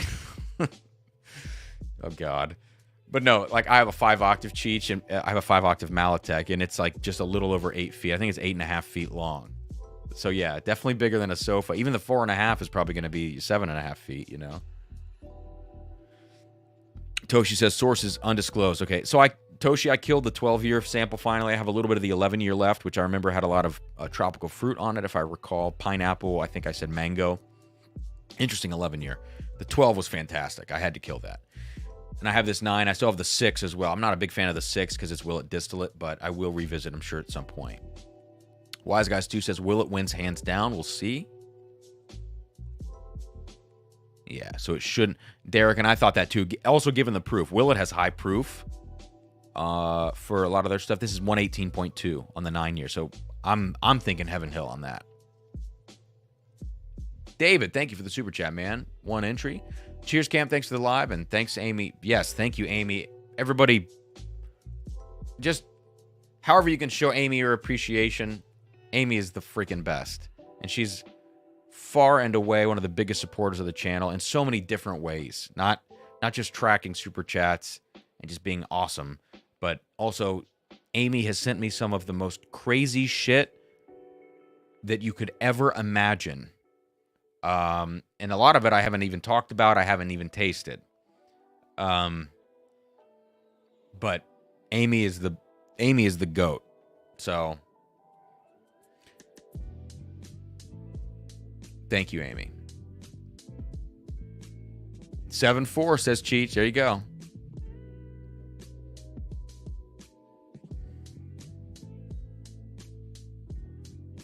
All right. So on to this 11-year Naptown Bourbon Club.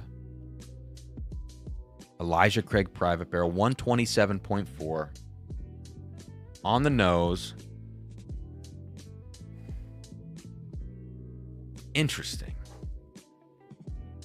This is very different on the nose. Let me just do a little cursory examination of the 9-year. Yeah, okay. Okay. So this 11 is very different. It is it's like baked. I know I just said that Willet 11-year. I promise I don't think this is the power of suggestion or some cross wiring in my brain. That Willet 11-year sample, I'm looking at it right now on my shelf in front of me, from Toshi months ago, had these pineapple notes.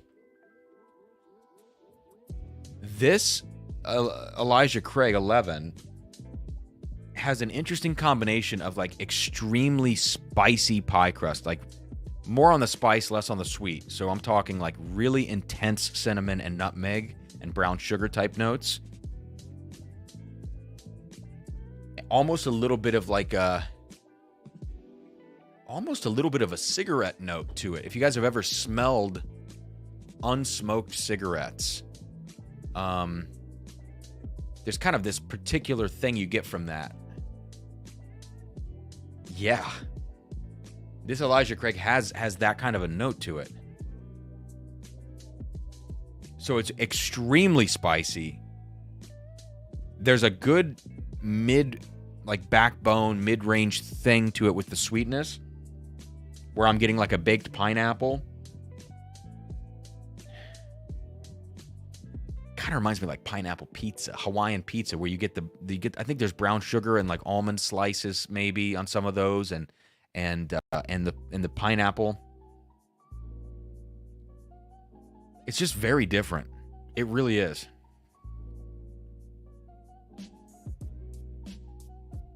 Oh, Amy, you have a 27, Michter's 10. Is it really good? I've heard talk about the old ones being crazy.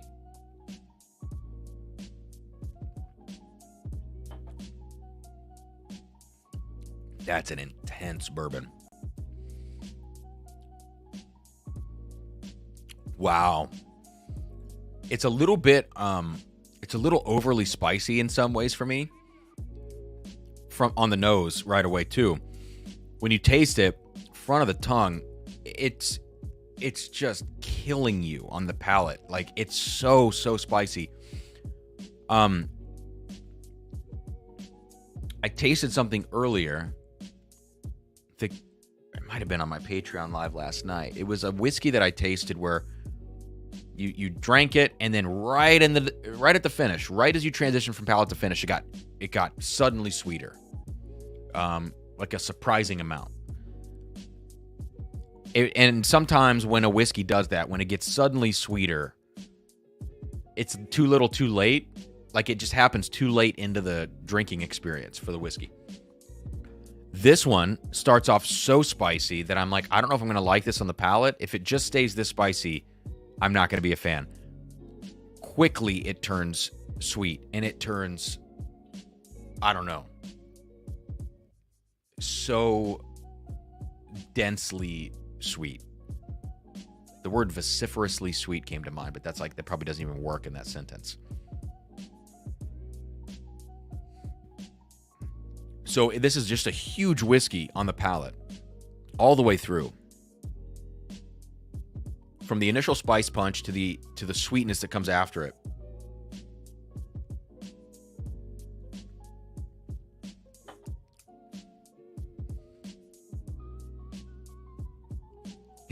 That's a really, really big whiskey. Well, now, it doesn't really have a lot of, like, super aged oak or leather notes that you would, if you look back to 2020 and before Elijah Craig Barrel Proof, you get a lot of that.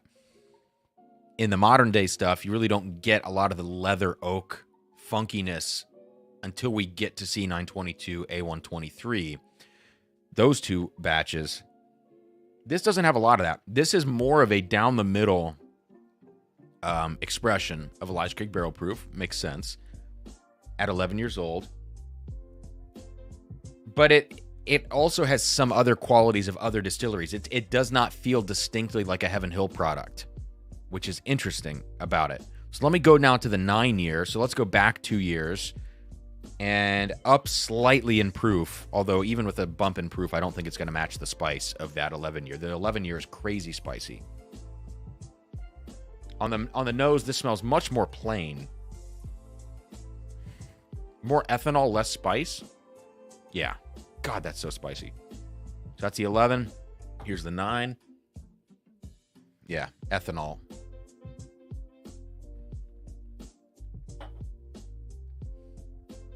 That's like 2021 Elijah Craig Barrel Proof profile. Average, but high proof intense Heaven Hill profile. Your brown sugars, your really kind of dark, sweet caramels, a little bit bitter. Burnt red fruits. There's a lot of burnt notes in 2021 Elijah Craig Barrel Proofs. That's in this 9 year private barrel.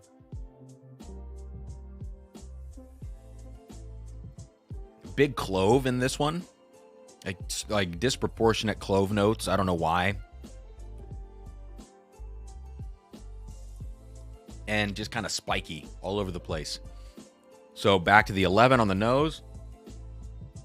Very good.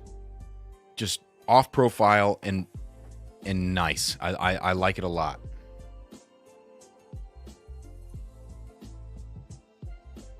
And now let's go to this Willet 9 year. Everybody in chat is silent. Where'd you guys go?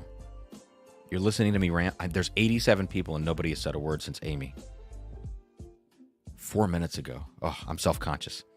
So here we go. Willet 9 year now, 118.2 proof, which is about 10 proof points lower than this 11 year private barrel, and about 22 proof points lower than the 9 year private barrel. Thank you, Andrew.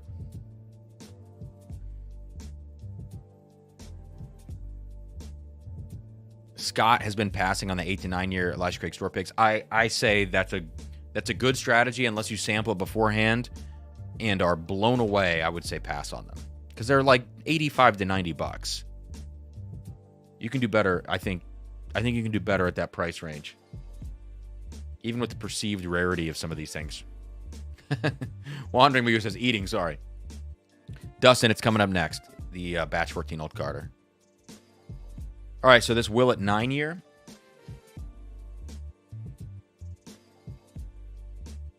That's actually really good. That's, wow, black pepper.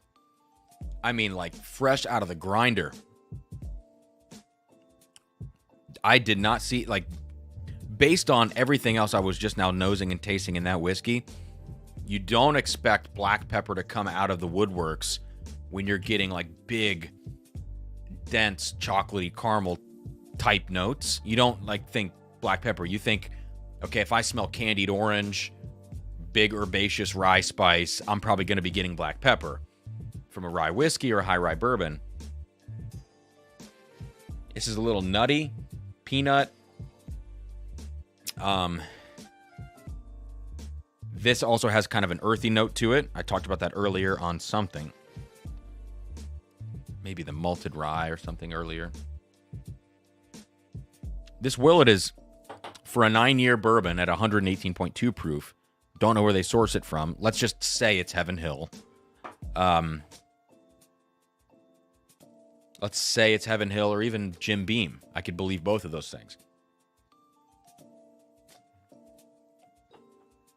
It's a great, I mean, that's ridiculously good whiskey at 9 years old. Is it worth the price that a Willet 9 years going to command for a purple top? No, no way. But it's really good. And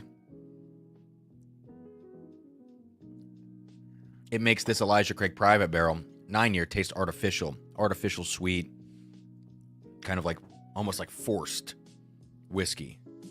If that could be a descriptor. So then back to the 11-year, which again, I love, star of the show. Yeah. I think one thing I love about a good whiskey, or I find in a good whiskey, is balance. And this 11-year has great balance on the nose. Now that I'm acclimated to its spice, which I said was a lot earlier, I've gone between these 9 years, which have kind of like youthful ethanol brashness, especially the Elijah Craig. The Willet's a little better. This 11-year comes forward with a lot of balance, even though it is spicy. That's outstanding whiskey. 100% the best private barrel of Elijah Craig that I've ever had. At this point now, I've tasted everything from 8 to 11 years on private barrels. Not sure that I've ever tasted a 12-year. And I'm trying to think if I've tasted maybe like a select stock or something that wasn't double oaked or cognac finished that I could throw in that mix. I don't think I have. I think everything's had some sort of finish or had some special quality to it. So I would say this Naptown Bourbon Club, and last time they clipped me on the live stream talking about their backbone pick, they could clip me now. The Private Barrel Naptown Bourbon Club 11-year pick, Elijah Craig. At least for what I've tasted, this is the best private barrel pick I've tasted. There are probably better ones out there. There's always something better in anything in life. But in my limited experience, this 11-year is probably the best one I've tasted. So congrats to you guys for not only selecting this barrel, but also like having the opportunity to select it, because I know a lot of distilleries, they come out with 3 samples, 4, maybe 5 samples, depending on where you're at. And sometimes none of them are good. So the fact that this was in the mix, very, very cool.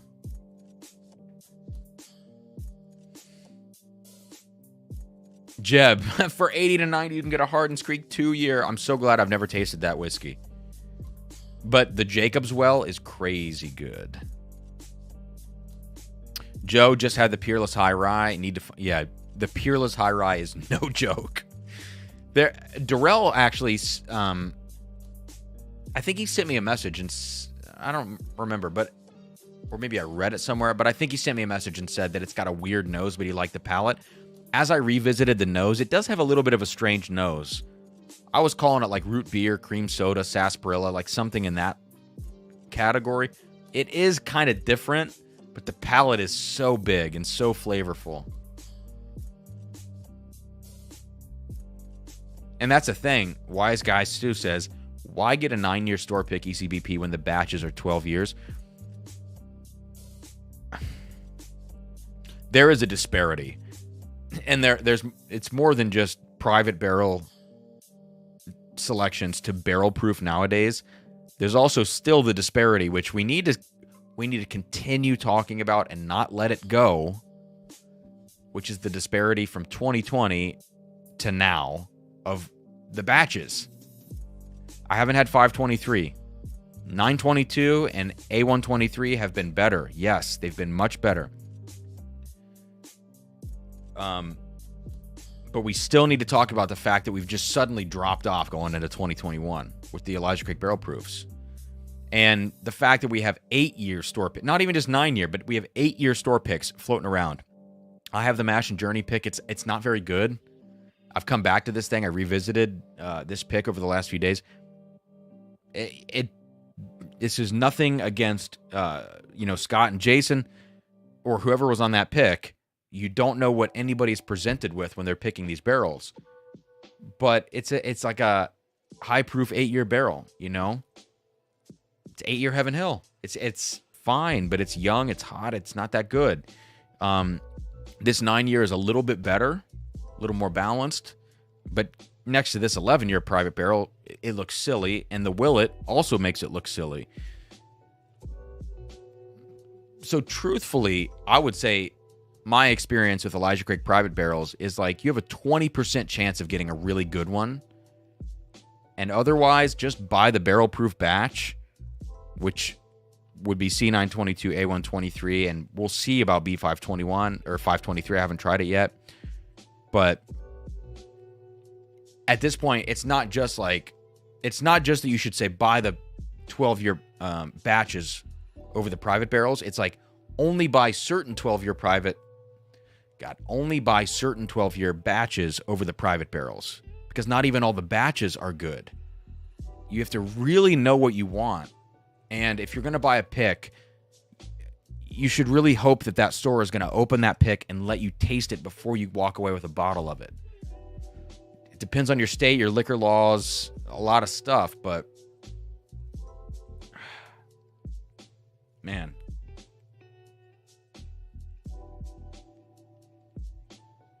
Yeah, a lot of people talking about these 8 to 9 year picks in the chat.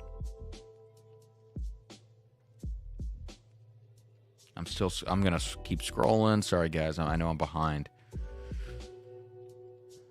Wow. 100% Pure Mustard has had an 8-year pick that was really good. That's surprising. But there's always good whiskey at any age. Maybe besides 1 year, 6 months, whatever. But there's always going to be good whiskey that's an outlier, and you might taste that. And it's not hard to believe. If you guys ever go in, if you ever have the opportunity to either do a barrel pick or go in and do a tour and sample things from the barrel, you realize that this is a crapshoot. Whiskey is a crapshoot. Single barrels are all so different, and you might walk away with an 8-year that tastes like 13-year, and you might walk away with an 8-year that tastes like undrinkable 4-year trash. It's so variable.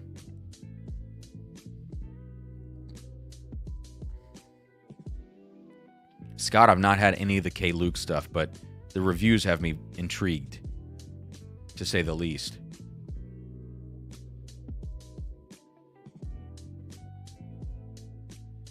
But that's the thing. So here we go. Guess what? The disparity in the batches from 2020 is caused by the store picks that started in 20. Yeah, so the fact that we now have Elijah Craig single barrel picks, people, I know they wanted this. I disagree. I want better batches with older whiskey or better barrels at 12 years old minimum. I would take that at $70. Let's go up to $75 MSRP. Let's go up to $80 MSRP. I would take that any day of the week over an $80 to $95 private barrel from a store that might pick a really shitty barrel or be provided with 3 terrible samples to pick from, and they want one to increase their business in the store. They're going to pick one. They're not going to say, hey, these aren't good enough for us. And you don't even know. The store owner might have a bad palate. I know I'm ranting, tipsy ranting, but I would rather have consistently good Elijah Craig barrel proof that just trumps the market at that price point than what we have now. And you're right. Wise Guy Stu says it the best. The store pick started in 2020, 2021, really in earnest. And when they started, this shit went off the rails. So.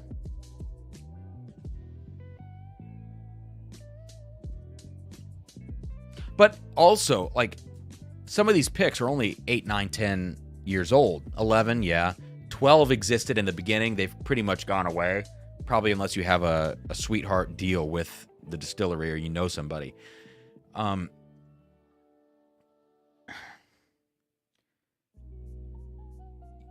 These younger barrels are not actually making it into the blends because they're not 12 years old, but give them 2 to 4 years, they will be old enough they could go into the blends. But if you give out all of your good barrels, your honey barrels, that might really impact those blends, and you scale that up to how many barrel picks they're doing in the United States, hundreds, if not 1,000, or, you know, or 2,000. I don't know how many Elijah Craig barrel proof picks get picked in the United States per year. No idea. But even in the hundreds, if you lose 100 honey barrels per year of what that blend would be in 4 years when it ages up to 12, you're losing like significant volume of good whiskey that would go into that blend. And then what do you replace it with?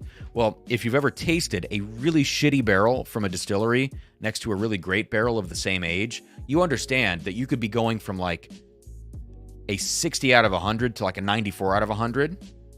And if all of your 94 out of 100s, if 80% of your 94 out of 100s of that 100 barrels that get selected per year are gone, it's like, you know, divvy that percentage up, do that math. If you lose some majority percentage of those because the people picking those barrels have decent palates enough to pick that up and to take those barrels out of their selection, the impact that that's going to have on the entire blend when you go forward a few years, it's a huge impact. I know Elijah Craig, Heaven Hill, I know they have a lot of barrels to choose from, but they also have a lot of whiskey to make. And I think this is worth talking about.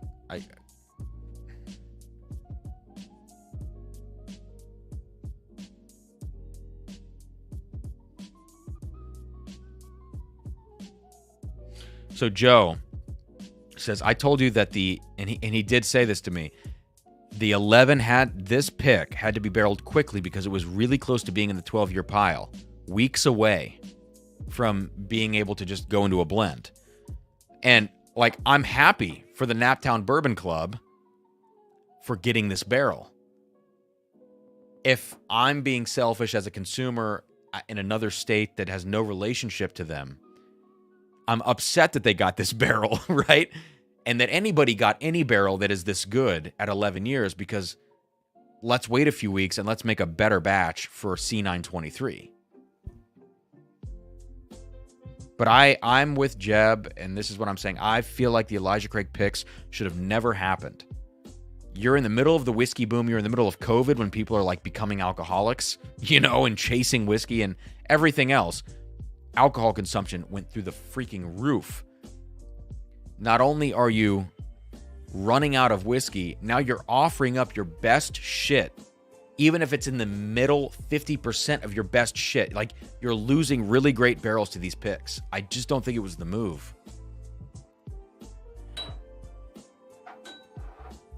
Nah, I gotta stop ranting. I'm sorry.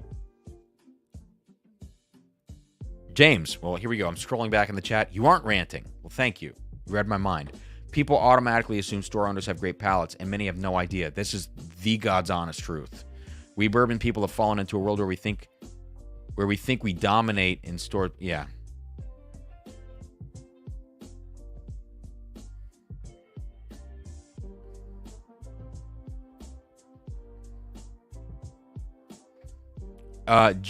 So how do 8 to 11 year picks affect the 12-year batches? I mean, just go down the road. You know, look forward 1 to 4 years for those barrels. If they're great barrels at 8 to 11 years, which a lot of them are not, let's say 20% of them are good barrels or great barrels that should be bottled as they are, you're not guaranteed that 1 to 4 years from now they're still going to be great barrels. Sometimes they can become over-oaked or whatever. But by and large, the quality of those barrels remains. And in the blend, they would only help the blend. They would not hurt the blend. So in my mind, it's like, let's stop dwindling down what we have by the many, many hundreds, if not few thousands of barrels per year with these picks. Let's stop dwindling that supply. And instead, let's put our best efforts towards just having the best continuous release 3 times a year, barrel-proof batched product on the market, which they had for so many years. And they've completely jumped the ship or jumped the shark or whatever, whatever the phrase is on that. Scott, I'll email you for address and send you a sample. Scott, I'm just continuing to scroll here. What were you talking about? The K. Luke. That's right. Okay. Yeah, shoot me an email and I'll get that to you, man. I appreciate that.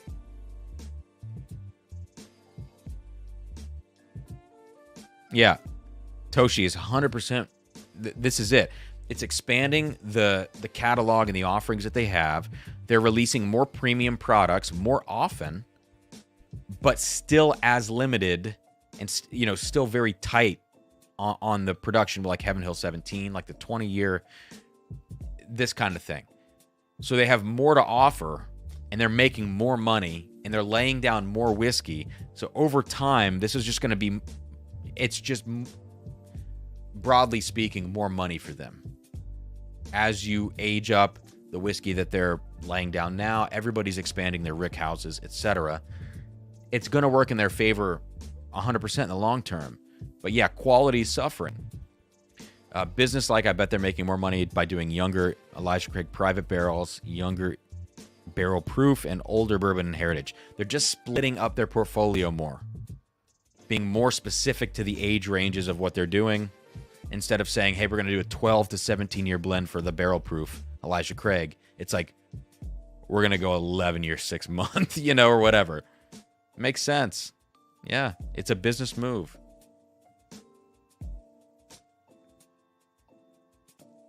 But I think Toshi, and everybody's saying this now in the chat, I think the way we fight back against it, it's like, who are we?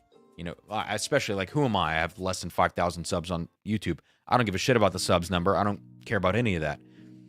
But just think about people. Let's think about 4,500 people that watch this channel and then reduce that down to who actually watches it regularly, the live streams. It's not a lot of people. Same equation on Matt, Jason, Dan, Sean, Chad, Sarah.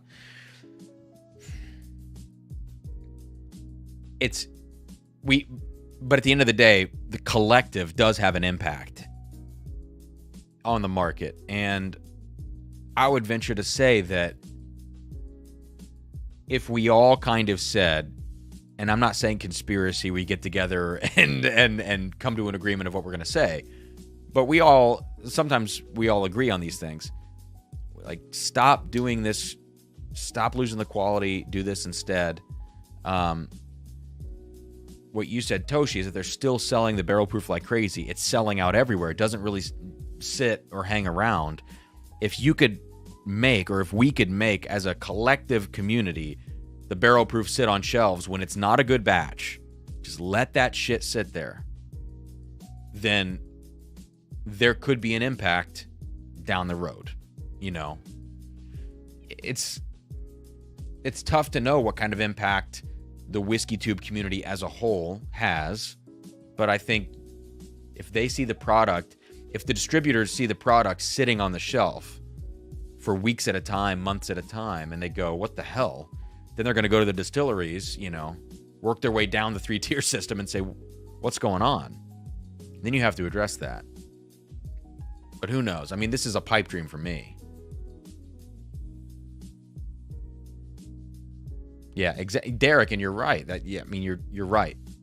The impact on the enthusiast would have to be disproportionate in the sense that so many more enthusiasts would have to not pick it up, not be curious enough to pick it up and spend that $80 to make up for the fact that like normies or casuals are just going to buy it because they don't know any better.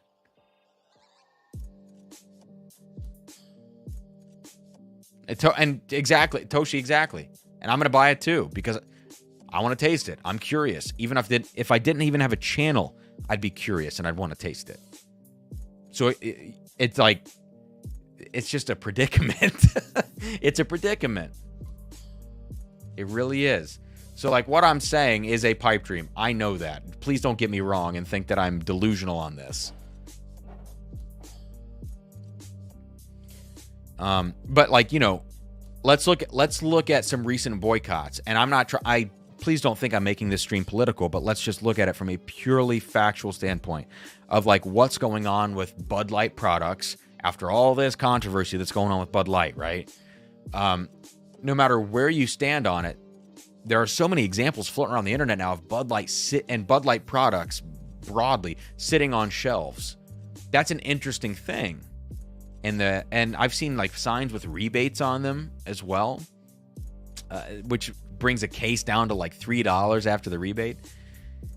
It's just interesting to see that actually play out, and that's a huge scale because you're talking a lot of people, and you know, left and right, conservative, liberal. You're talking about that divide, which is just such a stark line. And we're talking about like one subsection of the bourbon community with one product from a distillery. But to see that play out is interesting, and I don't know what I'm trying to say here, but it's like that kind of thing is obviously never going to happen to Elijah Craig Barrel Proof or private barrels or whatever to send Heaven Hill the message that like this is stupid. But it's just an interesting data point, I guess, is what I'm trying to say. That can happen nowadays in the current culture, whether it's really big political culture or really small whiskey culture. And that's the thing, Keith. I'm also a hypocrite. I'm going to talk shit, and then I'm going to go buy an Elijah Craig Barrel Proof no matter what it tastes like. Yeah. This is where we're headed right here. Boycott ECBP. If Heaven Hill ever watches this video, that's the end for me. But you guys, like Toshi, you get the analogy. It's just looking at this. That's super big picture. This is way smaller, and there's no way that kind of impact could happen here. It is truly a pipe dream. I'm with you, Joe.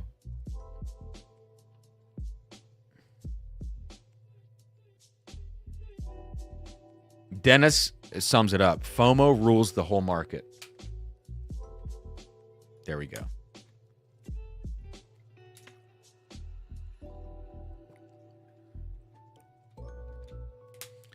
Scott says, I bought a 9 and 10 year Elijah Craig Barrel Proof store pick when I was newer to the bourbon craze, and I didn't know any better. I blinded that with my A123, and A123 won easily for me and another friend of mine. Yeah. I don't doubt it. All right. Here's what's going to happen next. Because I suck. I'm going to take a maximum of 60 seconds away from the stream, and I'm going to run to the restroom. Because I gotta. And then I'll be right back. And then we're going to taste Old Carter Batch 14. So, I will be right back. Start the timer. Let's see. Start the timer now.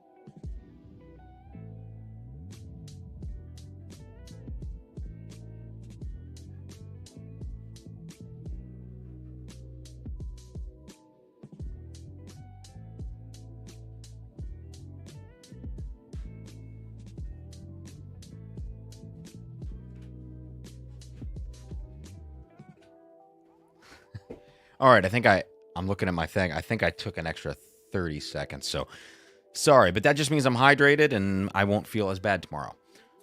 Okay. All right. Quick, everyone leave. There you go. So Guy Citarella, thank you for the super chat. I think we all have so much FOMO that leaving stuff there is so hard. It's in our DNA to hunt and snag stuff right away. I'm with you.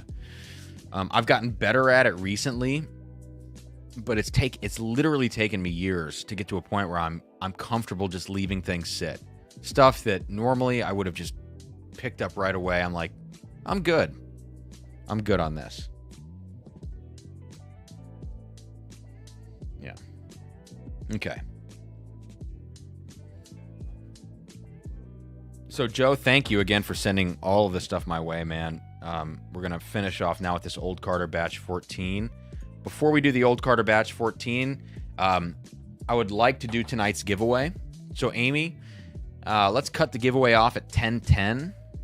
So, in maybe like basically 2 minutes from now. So, guys, if you have any final super chats to get in for this Hard Truth Batch 1 Rye, Sweet Mash Rye, shoot those over. I appreciate all of the super chats tonight. Thank you, excuse me, so much. The Venmo, PayPals, in particular, YouTube's not getting their cut, but everybody else, just thank all of you for supporting the channel, for being here, hanging out tonight. We've had a great turnout this evening. We'll do the giveaway, and then I will go on to taste the Old Carter Batch 14. I like to try to get that giveaway done before the 2-hour mark. We're a little after it, but that's okay. So any final super chats, get in. We will have a second winner tonight. We've had great participation in the giveaway. So the second winner tonight is going to get some sort of a sample pack from me. I always make my sample packs great. If you've received a lot of them from me and you end up winning tonight, then I'll do my best to make it something that I haven't sent you, but I don't keep track of that. Maybe I should. So there we go.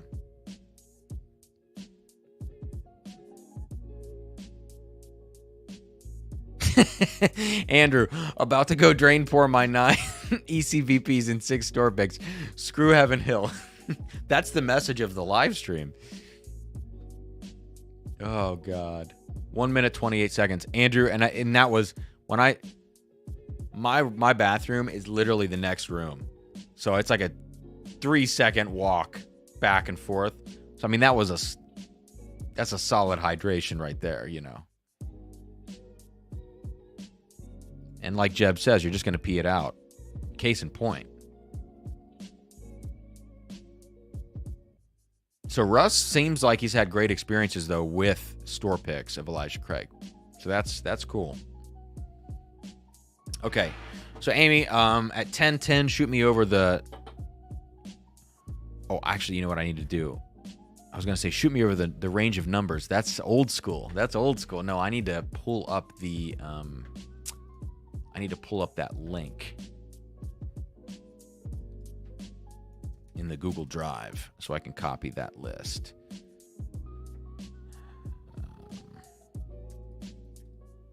Let's find that spreadsheet shared with you. Okay, there we go.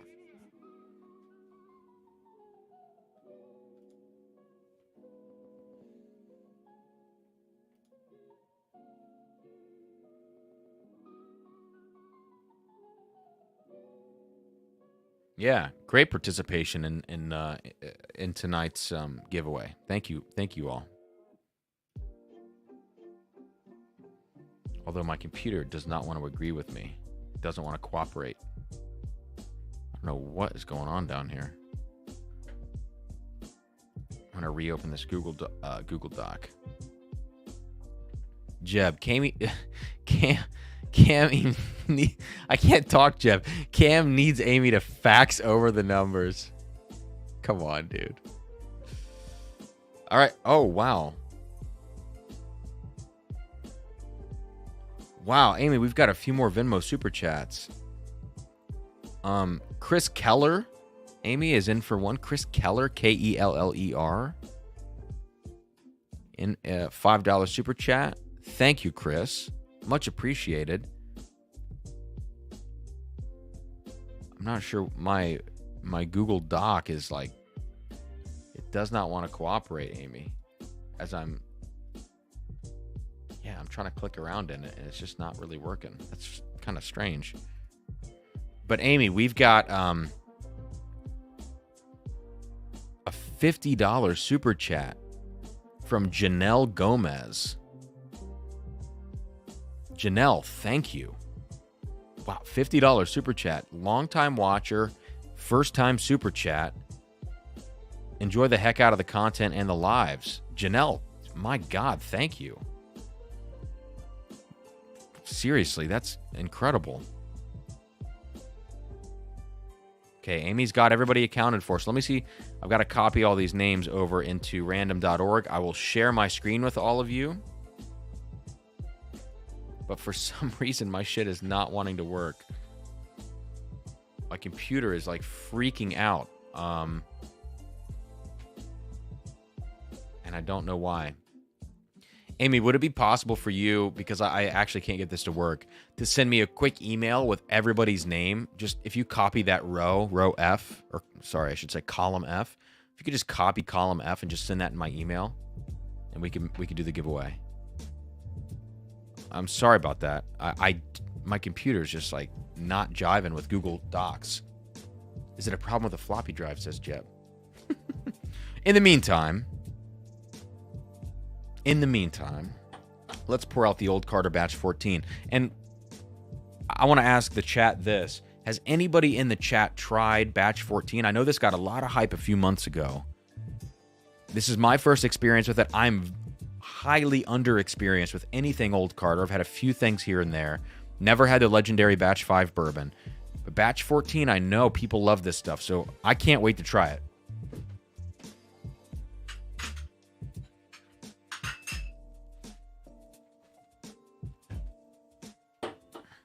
All right, let's pour this out while Amy sends over that list. Yeah, Amy, I have about 5 seconds after I open the Google sheet of it letting me work with it, and then it just freezes. I don't know why. So it's a bit odd. There we go. List of names. Thank you, Amy.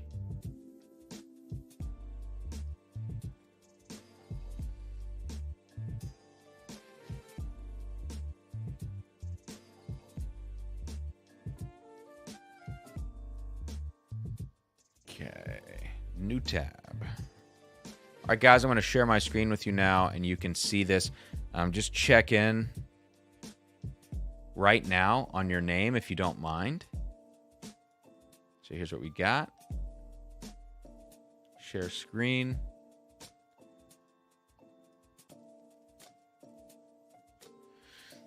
Okay, so here we have it. Your name. Each entry of your name is $5 of super chats. We had a total of, let's see if I can actually get this to work, Amy. It is scrolling, at least. So we had 49 entries tonight. Thank you all so much. Let's go back to random.org. I will slowly scroll this screen.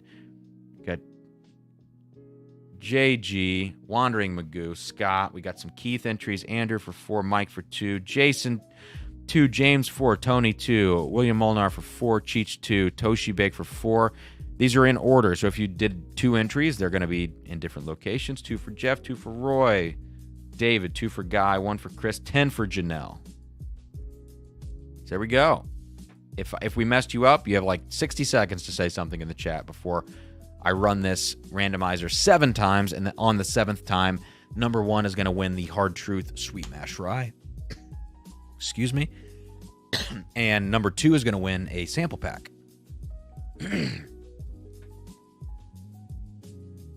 Amy sigh, Apple people. So, okay, Gary has the Batch 14 and loves it. Cheech likes it. James, last one was Batch 10, really good. Still wouldn't spend the money. Okay, that's good. That's a good good data point. Derek, have not tried it. Should be the same 99 as most of the recent very small batch releases. Okay. All right, so here we go. Let's run this 7 times, and then we'll taste that old Carter. 1, 2, 3, 4, 5, 6. Here we go. Last one. 7. Boom. J, G, and Janelle. JG and Janelle G. So this is Jay Ginsberg and Janelle Gomez, top 2. So Jay is going to come away with the Hard Truth Sweet Mash Rye Batch 1. And don't go anywhere because we're about to taste this old Carter Batch 14. I'm going to write this in my phone quickly. Giveaway June 1. JG Hard Truth Rye. And Janelle Gomez for a sample pack of 8 to 10 1-ounce samples. And Janelle, I'll send you some good stuff. And Janelle, this is awesome. Amazingly generous super chat you came in with at the last minute.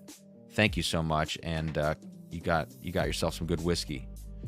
So congrats to all of you. Yeah, the G's win it, says Cheech. Jeb, I'm a big fan of it. Big fan. So Janelle, if you wouldn't mind emailing me, drumsanddrams@gmail.com. Right here. Shoot me an email. Just let me know your address. I know your name, what you want, but any relevant information, throw it in there, and I will get that out to you. Thank you. Now on to the old Carter.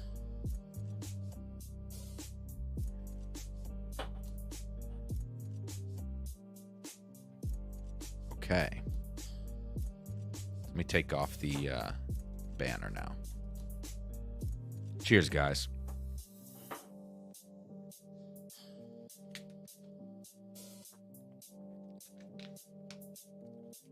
All right. Old Carter Bourbon Batch 14. Sounds like the mash bill on this is 99% corn, 1% barley. No rye, no wheat. Essentially all corn. This is 117 proof. And I think I looked this up earlier, and they say that this is a double-oaked product, double-barreled product, and that the barrels had varying levels of, char on them. So I don't know how true that is, but I think I was reading it off of another reviewer's website. It sounds like maybe they put a lot of whiskey of this 99% corn mash bill into these secondary barrels with different char levels and then re-blended all of it at the end. Jeb, that's good phrasing. That's good. I mean, I don't think you could misunderstand that phrasing one bit. So we are dealing with a double-barreled product, and who knows what that blend is like, or the char toast levels on those barrels. First impression on the nose.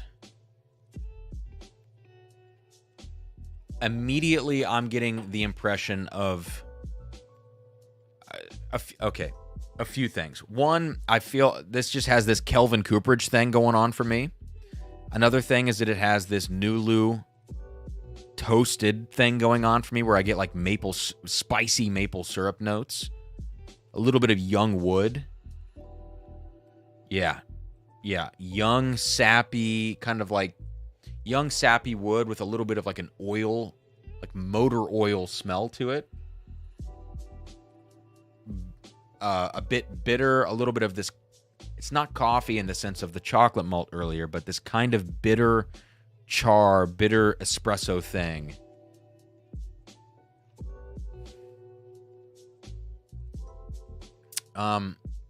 Some kind of like orange oil, some kind of citrus oil on here. It's nutty, but in more of like a maple syrup sense. Like it's kind of like this sweet nuttiness.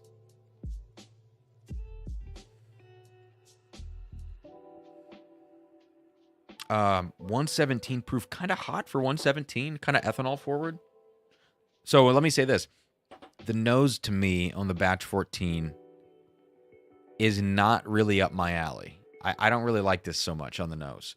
It reminds me of a young bourbon that has been double-barreled, even if they're double-barreled in nice barrels, like some of the Nulu stuff, the younger Nulu bourbons and ryes. This just feels like that spicy, young, double-barreled thing. But that's just the nose. And tonight we've had things that on the nose have been very different than the palate.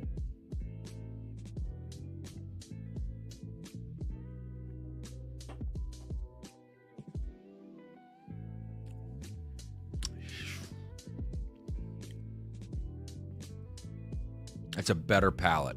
It's definitely a better palate. Yes.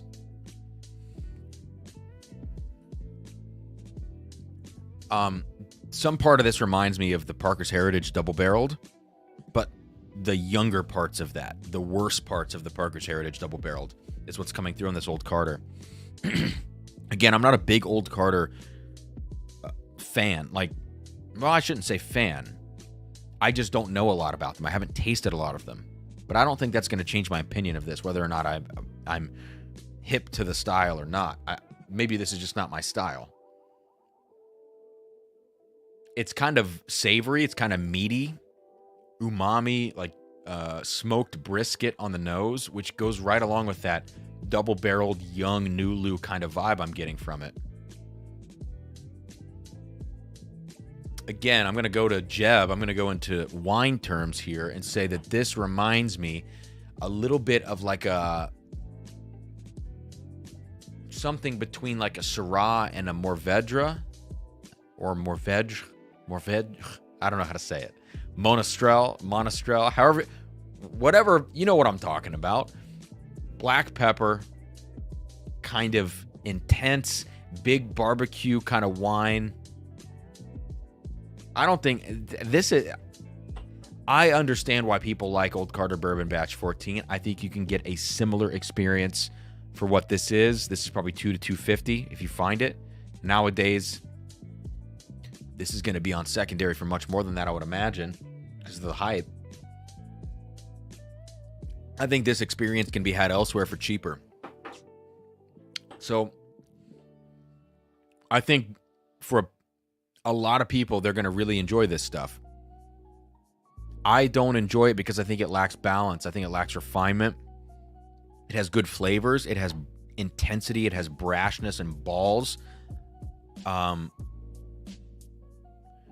Greg, to me, there's a little bit of heat on that double barrel, and there's a tinge of those kind of youthful notes. Those youthful double-barreled notes. By and large, I like the 2022 Parker's Heritage.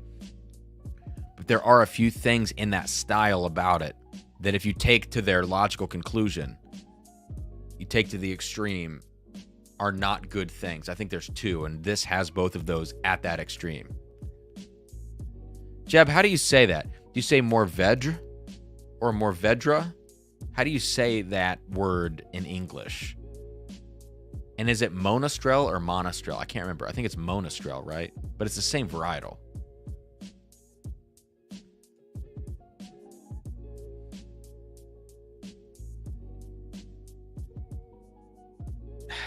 I don't know, man.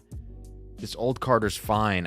I think also the problem for me a little bit is the mash bill, the 99 corn thing. For those of you out there that have this or have tried this, are you madly in love with it, or are you looking at it like, yeah, that's a really good whiskey?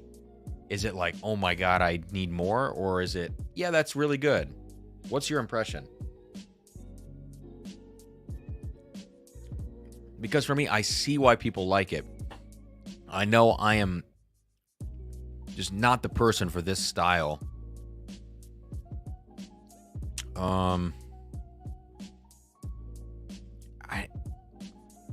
This to me is like this is like an 85 out of 100 kind of whiskey, you know? Like an 8.5 whiskey. I don't know.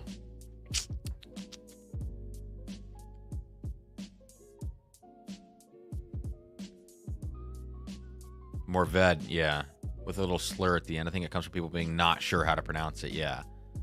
Because, like, I understand, not that I can execute it, but the French pronunciation, I understand what's going on there.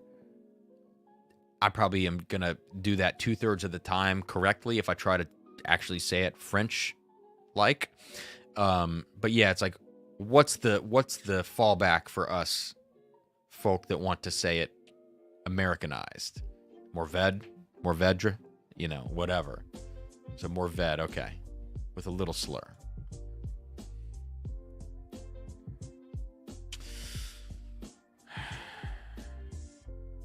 I don't know. I don't know what to think about this old Carter.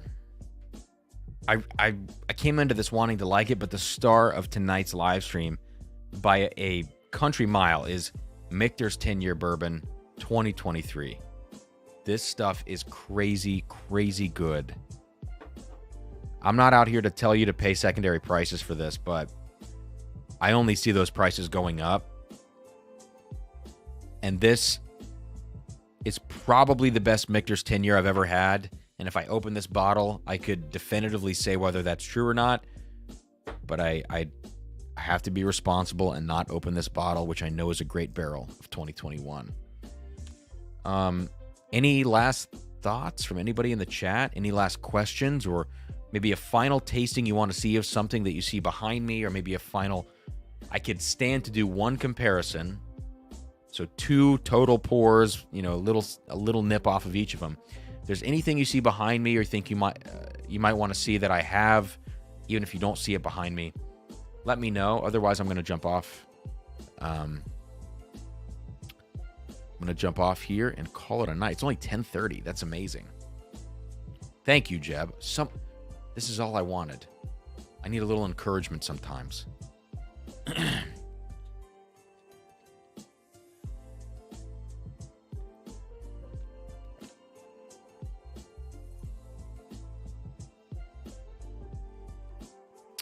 Rob,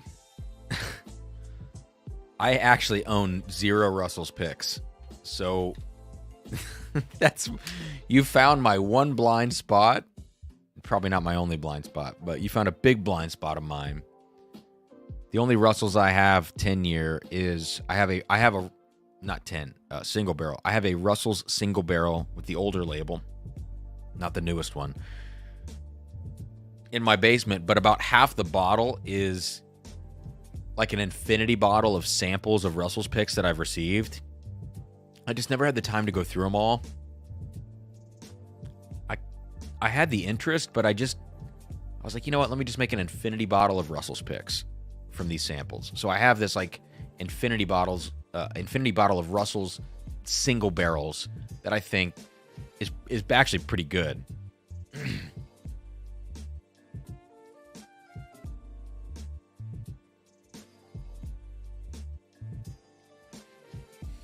Jeb, unfortunately, I don't have the double oaked rye, and I would be very interested to try that over the bourbon.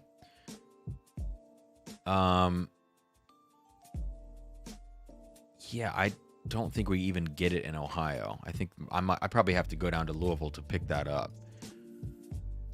Wandering Magoo. Amy says, someone last week was asking your opinion on Oban.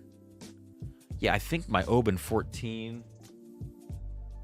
I do have my Oban 14. It'd be kind of weird to end with Scotch, but I could end with some Scotch.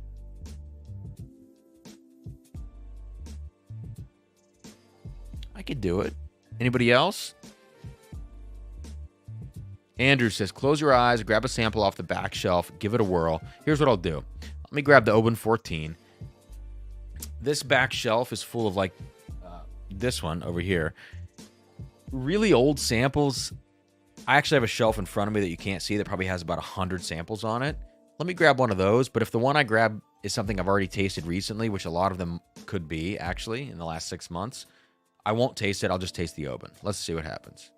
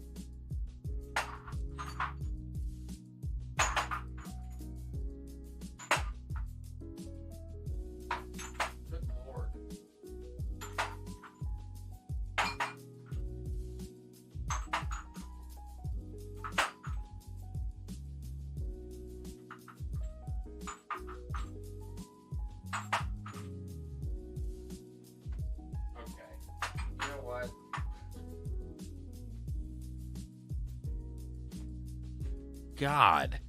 I've just picked 10 samples out of there, and it's all stuff I've tasted recently on live streams. Let me see if anybody else said anything.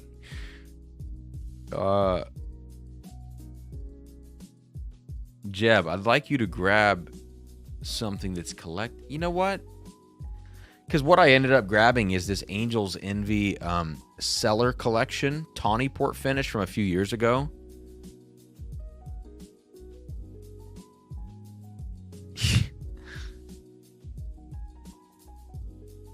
One more pour, says Toshi. That's kind of cool. Let me jump back here. There's a few shelves of bourbon only on here, American whiskey, and a few of Scotch. Let me see what I can get. I'll find the shelf and then I'll blind myself.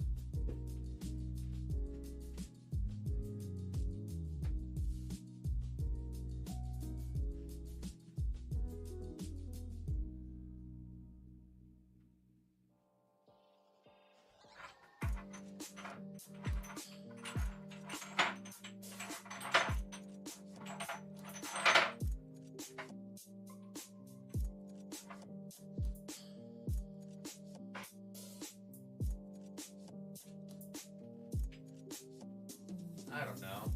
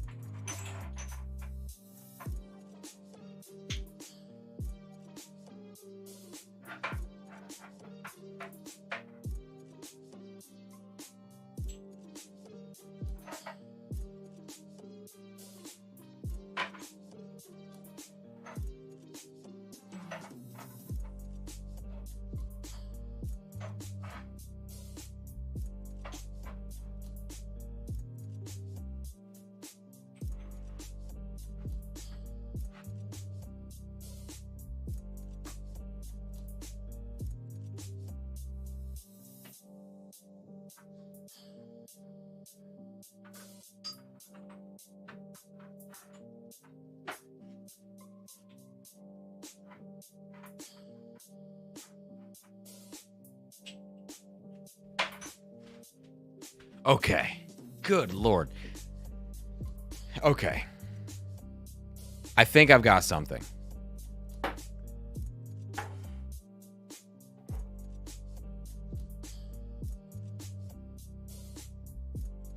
Sorry, I'm looking at the chat.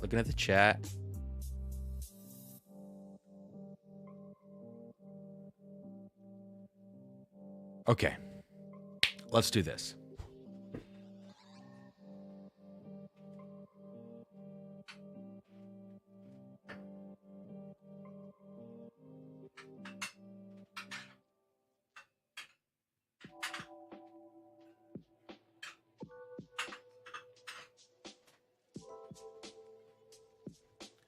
So I saved this sample a very long time ago.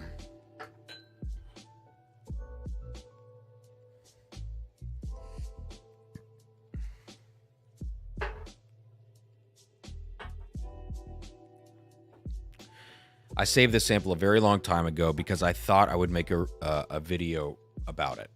And you know me, I'm not quick about videos. So why the hell not taste this now? This is a sample of Little Book Chapter 3. And I am not a person that has ever been into Little Book. I have only tasted Chapter 4 maybe once. I don't remember even when I did it, or if I did. I just feel like I did. Now, I also have this sample. One of the first samples I grabbed from back there when I was just kind of shuffling around is a sample of Chapter 5. I know I've tasted Chapter 5. This is the one that I don't think a lot of people liked. And I'm a little over halfway through this 2-ounce sample. So let's do this. Let's do Little Book Chapter 3 and Chapter 5. It's kind of a weird side-by-side. I'll do the Oban as well. I'll do the Oban. This will be it for tonight. So I have to thank Daniel Patterson for the Little Book Chapter 3 sample. I remember when he sent this to me. And I have to thank Daniel Lundquist Peskers DLP, Daniel LP, for the Little Book Chapter 5 sample. So 2 Daniels to thank for these 2 samples. So Little Book 3 and Little Book 5. And yet, was this a little bit curated? A little bit, Little Book? Yeah, it was a little bit curated because I started picking these things out and looking at them, and it's like, this is, who wants to hear about Lock, Stock, and Barrel 16-year rye? I don't know. I picked that. I picked the 18 up there, too. It's like, I don't want to taste these. So I have this Chapter 3 sample. I always thought I'd make a review of it because I took one little bit of this sample before, and I loved it.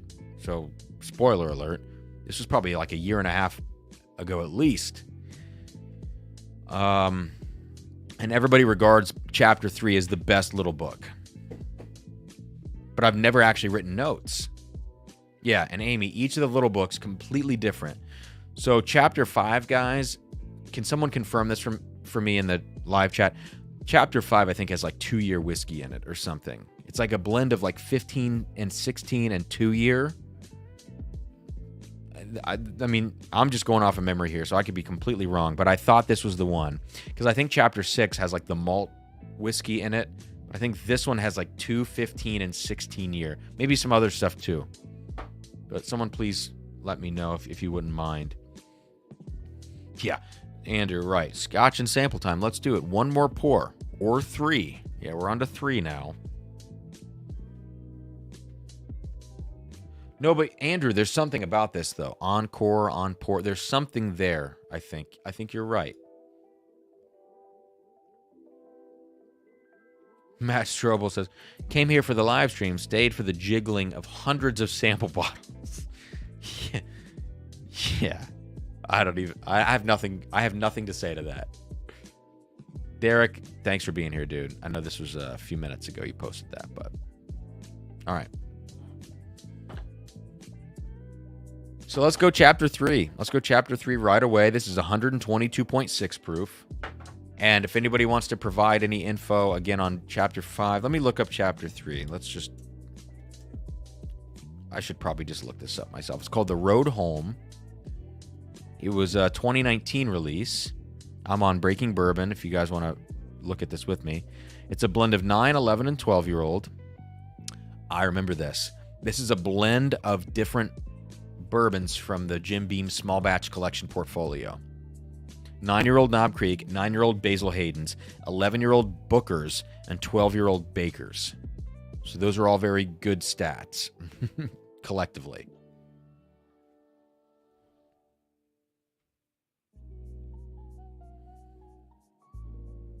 Oh my, this smells like just really good bourbon. Let me try to put this together. So, Chapter 5, Andrew says 2, 3, 5, and 15 year. Okay, so I got the 2, 3, and 15. So instead of 16, there's 5 year in there. 2, 3, 5, and 15. That does not bode well. So that's why we're starting with Chapter 3. So Chapter 3. Question 1. Does Little Book Chapter 3 on the nose smell like a Jim Beam product? Not really. It kind of doesn't have that nuttiness to it. There's a lot of blueberry in here. There's a lot of blueberry and grape notes to this.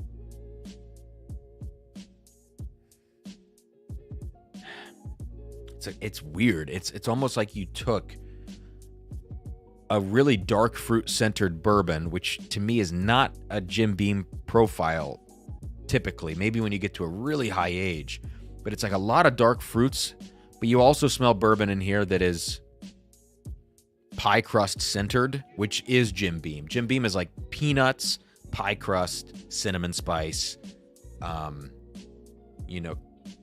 of lighter, spicier caramels, leather.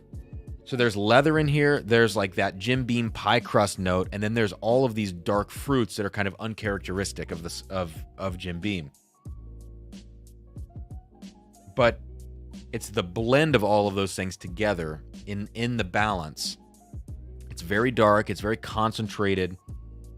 Yes, there's some ethanol, but it's a perfect level of ethanol for the profile.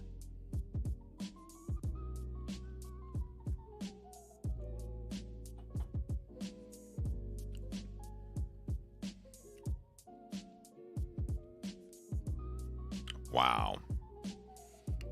That tastes like a really good Knob Creek pick, but stickier and a little bit more kind of like, yeah, syrupiness to it.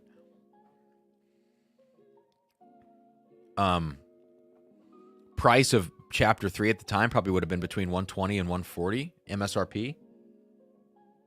Nowadays, you know, that's like you're looking at a little bit more, and you're going to be at Jacob's Well, which is, I think that's 15 and 16 year. Yeah.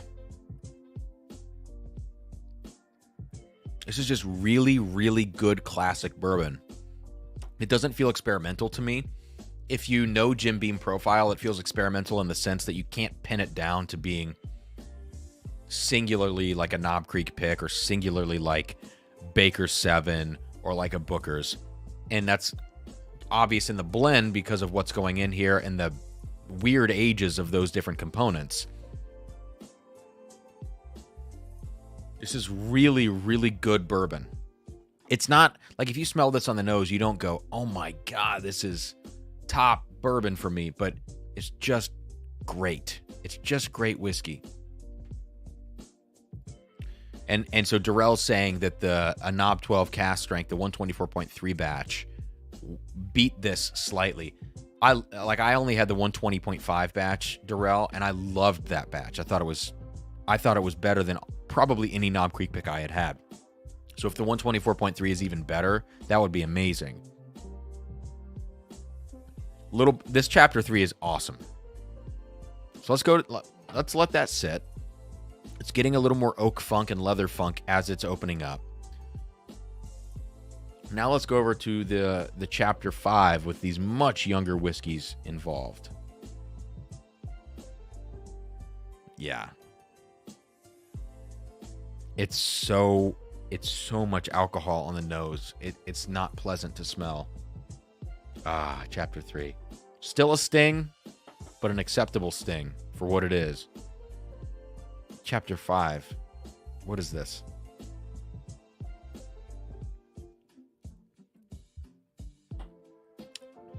It tastes like an even hotter and less flavorful Booker's.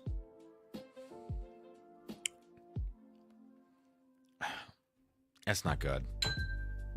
And it's called The Invitation. At 116.8, you would not know that that's a lower proof, except for the finish. It's a shorter finish than the chapter 3.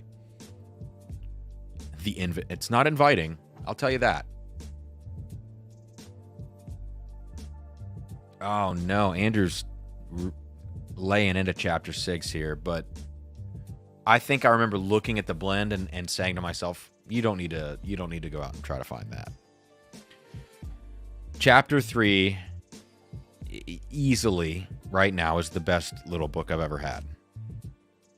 I can't remember if I've had chapter 4 only or chapter 2 and 4 at different times. I know I've never had chapter 1, and I know I've never had chapter 6. The others, I've had at least 2 or 4, if not both. But whatever the case was, it was not memorable enough for me to like input that into my long-term memory.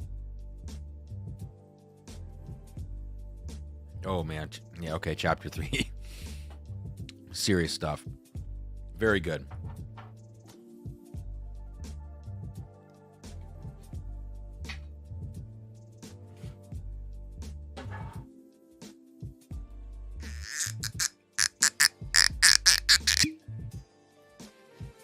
Squeaky cork, got to get it right up to the mic.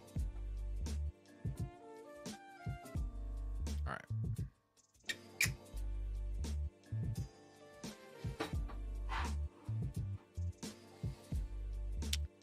I wonder if there's enough chapter 3 to save for, oh Jesus, one more sip. Let's see. Yeah. There's just enough.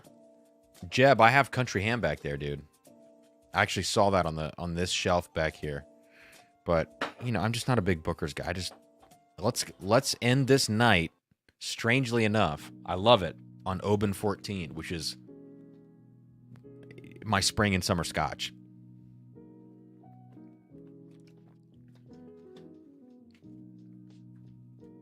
All right, so for this last pour, I don't often drink out of these glasses, but tonight we're drinking out of the Copita glass. This one's a Bardstown Copita. I love this. I have 2 of these things. The Copita is not a great glass, to be honest. I find that the Luigi Bormioli Vinoteque glass is better for lower proof stuff. It's got a little bit more of a taper at the top. And then the Bennuaine glasses have the flared lip, so they're good for high proof stuff and more general stuff, American whiskeys as well. Excuse me, but the Glencairn Copita, a lot of people use these. I think the ratio of volume to taper, I don't find that it's a great glass, but sometimes I want to drink out of it because it has a special place for me. Tonight's one of those nights. Wise Guy Stew coming in hot with the P word. Coming in very hot.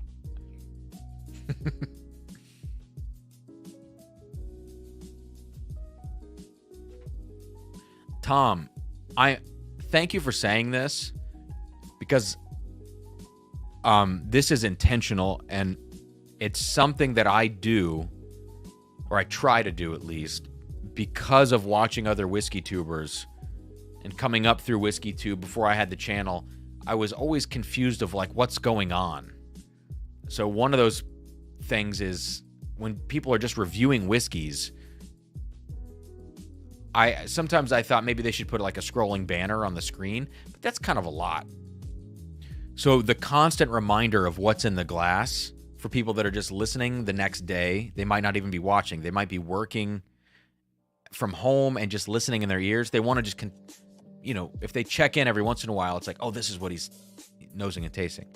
So I actually try to remind in a way that's hopefully not too much, not too often, not too distracting. And now some people, now that they know that, are going to listen for it and probably be annoyed by that. I apologize, but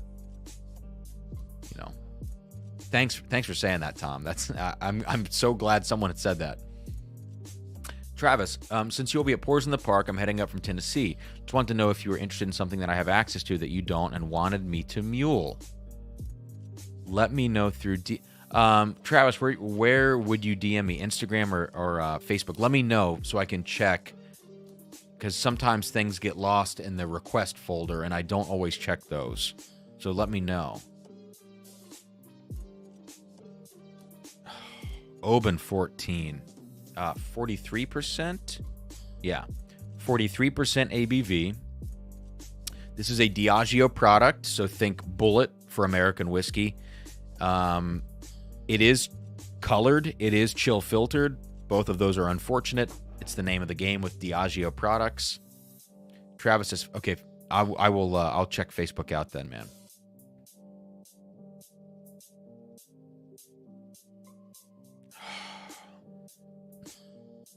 I think if you're a Scotch lover or a Scotch appreciator, even if you're looking for something to drink in the spring and summer outside, even when it's hot, you can chill this stuff. You could even put it over ice. Maybe. Like, you got to be careful. You don't want to water it down too much. But a cold Oban 14 outside in the summertime, this has enough summer elements, enough sea breeze, brininess, sea air, salty, whatever. However you want to describe that. It has enough of everything to kind of be the perfect summer scotch, in my opinion. Oh my God. Andrew, favorite available scotch?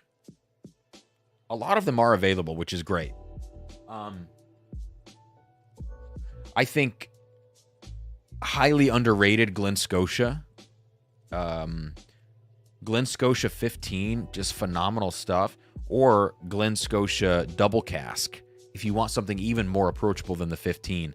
The Glen Scotia Double Cask is kind of buttery. It almost has like a buttercream note to it.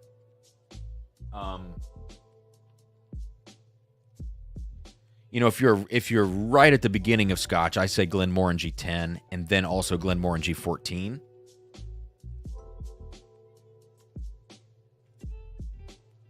And then one other one is, Andrew, I think a great value Scotch, which is underrated, is the Glen Grant 15 year, because it's batch proof. I think was what they call it. And Glen Grant 15 is bottled at 50% ABV for a Scotch, 50% at 15 years old in an accessible product that's not like a single cask. 50% is amazing. Glen Grant 15, I think, is so good. And Aaron, like, Glendronic's great. We're starting to see some of the sketchy stuff open up with Glendronic about whether it's chill filtered or not. They've changed the tubes. They've changed what's printed on the tubes. And if I'm going Glendronic, the 12 is fine. You got to get the 15 for me.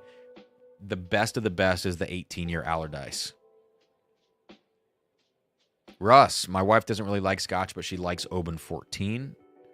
That's interesting, but kind of understandable. And Amy's having some as well. Only has a little bit left. Add that to the list. Tom likes Brook Lottie, Port Charlotte 10, Classic Lottie. Yeah, both great choices. I have some Isla Barley that I think is great. Now we're into Scotch. Andrew likes Lagavulin, Ardbeg, Dalmore, Brook Lottie. Curious about others. You said none of those, so that's awesome. We'll explore others. Yeah, when I start when people ask me on here, general questions, no specifications to recommend Scotch, I never recommend Isla just because it can be very divisive. Weird sound. But I also recognize the fact that for some people, Isla is how they get into Scotch, and then they tame down the peat from there, which is how I got into it.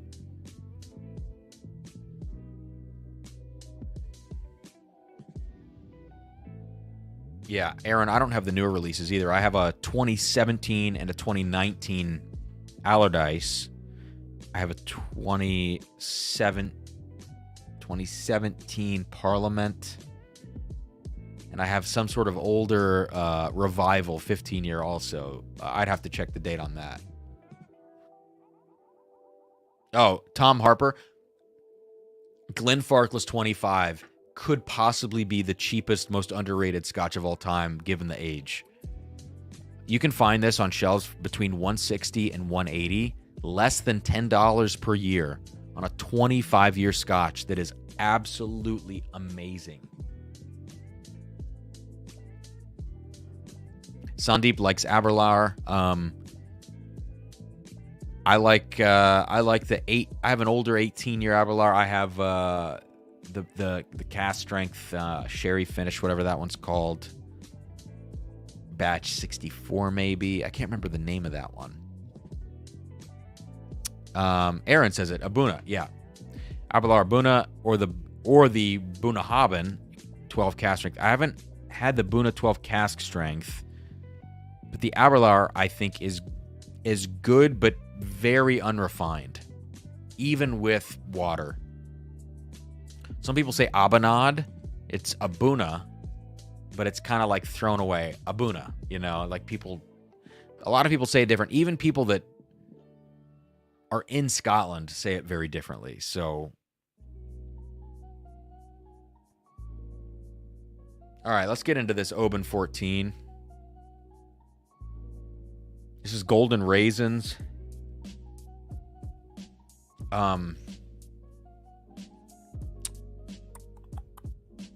What is that? There's when you have varying levels of peat influence, like salty coastal influence, and kind of industrial spice. There are varying levels of that, and it's like, how do you define that in a tasting note sense? On this Oban 14, there's some kind of melon in here. There's almost like a honeydew type note in this Oban 14. Yeah. So I'm going to go like golden raisin. Is there any is this partially sherry aged or maybe sherry cask blended? Cuz when I'm getting like these raisin notes, I feel like there's got to be some sherry influence. I don't know. Maybe you guys can let me know if you know. But there's some kind of melon in here.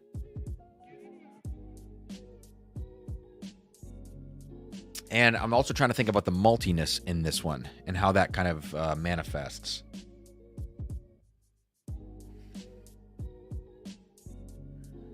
It's tough. That's a tough one. To be specific about it, you know? And instead of just saying maltiness.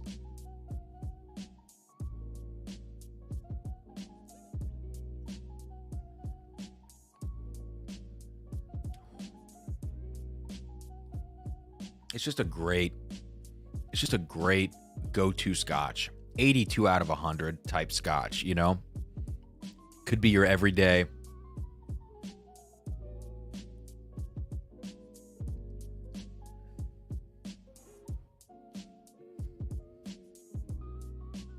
Kind of like a combination of white chocolate, toffee candy, and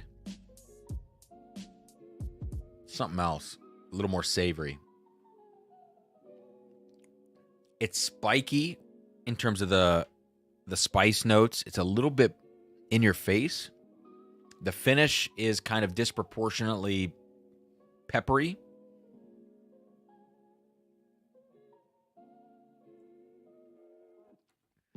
There's a fruit in here that I'm trying to pin down. It's not pear. It's like a spiced something. I don't know. Interesting. Okay, so Amy says pears and honey. It's like, to me, it's close to that, but it's there's something more specific about it, you know? It's like close to pear, but not quite pear. Pear for me is a note that I instantly recognize because of growing up. I never ate pears. I was not a big fan, so when I did ever eat a pear, I was like, oh my God, that's a pear.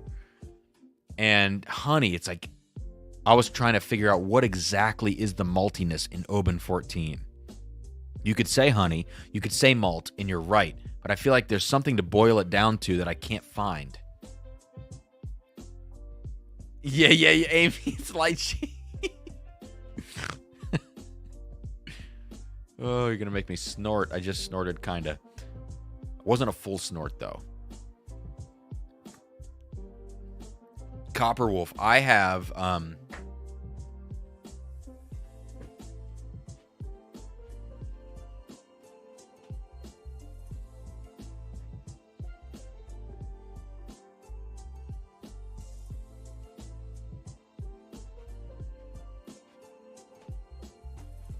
so I have this, old school Aberfeldy. I think it's open. I think I opened this one, which I don't really know why I did because I still have a sample. I have the exact same bottle, exact same batch. I had another one. Yeah, I did open it. And I poured it in a sample bottle before I killed that one. This is the Aberfeldy 21, but a 2012 bottling of it. So quite a bit older than the current stuff. I haven't tried the current stuff.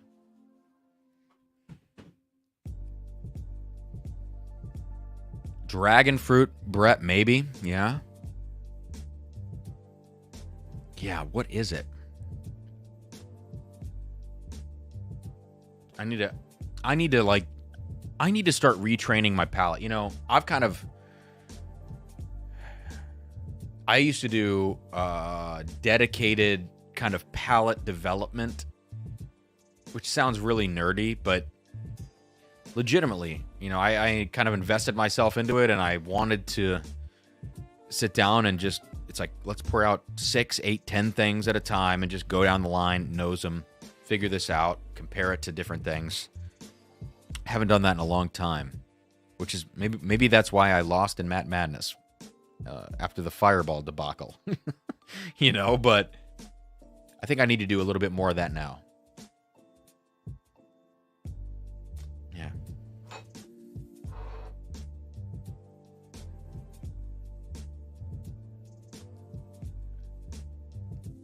Oh, Amy, only 4 more likes to get to 100. Yeah, guys, please, if you haven't hit the like button, it'd be great to get to 100 before the end of the night. Brandon, what's up? Tapping back in with some Larceny Barrel Proof. Which batch? If it's C922, say no more. Jason, Highland 18 and Dalmore Cigar. Nice.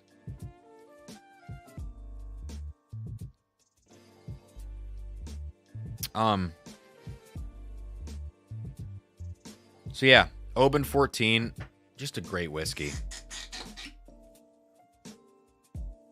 Speaking of Dalmore Cigar Blend. So Brandon likes B522. Let's do something. I have some Dalmore samples and some other Scotch. Let me find something interesting in terms of Scotch.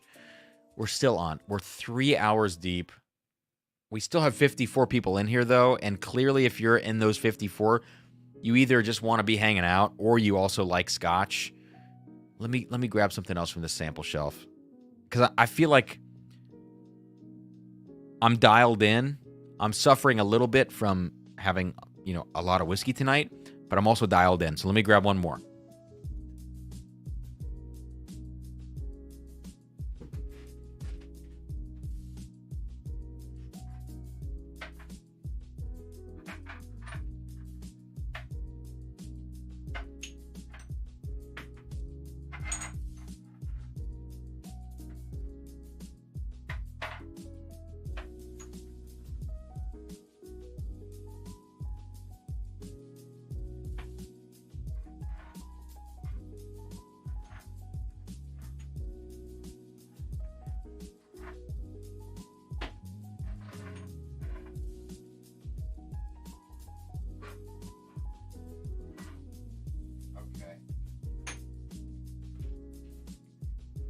All right, let me run this down for you guys.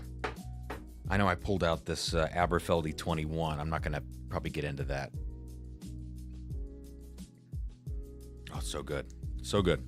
We don't need to get into that. All right. So I pulled 4 samples.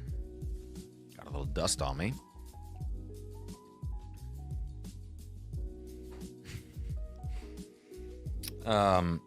So it's like 2 and 2. I have Dalmore Cigar Blend, which some of you guys are talking about. I have Dalmore King Alexander. So those are the 2 here. On this side, I have Port Charlotte 10-year, 100 proof. But here I have something I've never tasted before from Daniel Patterson, Daniel P. This is Port Charlotte OLC. I don't know what that stands for. Port Charlotte OLC 01. 2010 Cask Exploration Series 9-year, 55.1% ABV. So basically like a regular old Port Charlotte 10-year. And then this is a Port Charlotte 9-year, but it's a cask exploration. I'd have to look up what the casking is on OLC 01. And it's also 55.1%, so a much higher ABV. But I also have the Dalmore Cigar and the Dalmore King Alexander. So, what do you guys think? Like, what's the more interesting thing? The Port Charlotte, cask exploration next to the Port Charlotte 10-year, or the Dalmore Cigar and Dalmore King Alexander. I used to own the Portwood, but right when I started my channel, this was like even before I started my channel 3 years ago. When did I start this channel? October 2020. So 2.5 years ago. Before that, I had a Portwood, Dalmore Portwood. First one was great. And then I got a corked bottle. And then I got another corked bottle from the same run. So we got some votes for Dalmore, Russ, and Jason. Anybody else have any thoughts? If we go Dalmore, I know which glasses I need to snag for this. So Andrew wants the OLC. I see it, and I don't understand the extra cost, so I want to know. The majority right now of, 3 of 4 says Dalmore, but Andrew, for you, I'm actually curious. I just want to look up Port Charlotte OLC. I want to know what that means. OLC 01, here it is. 55.1, same thing, 9 years. So this is exactly what I have. I don't want to read the tasting notes. I just want to read what it is.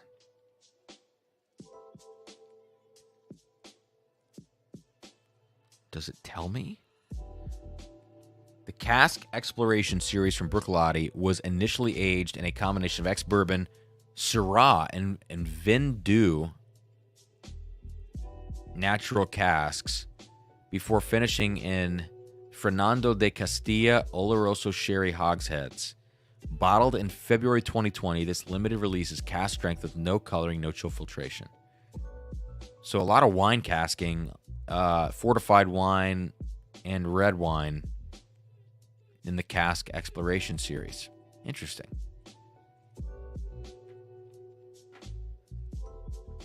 So let's we're kind of split on this. Dalmore or Port Charlotte? Two very different things. We're kind of split. Let me grab glasses.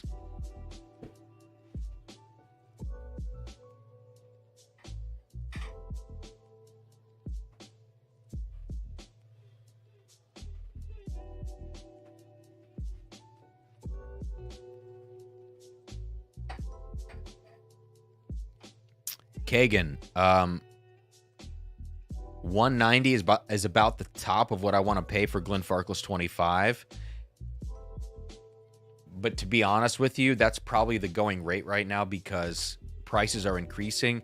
And also, I think we should probably be okay once you get past the 20-year mark to pay $10 per year. So 190 is a pretty good value for that. I would do it.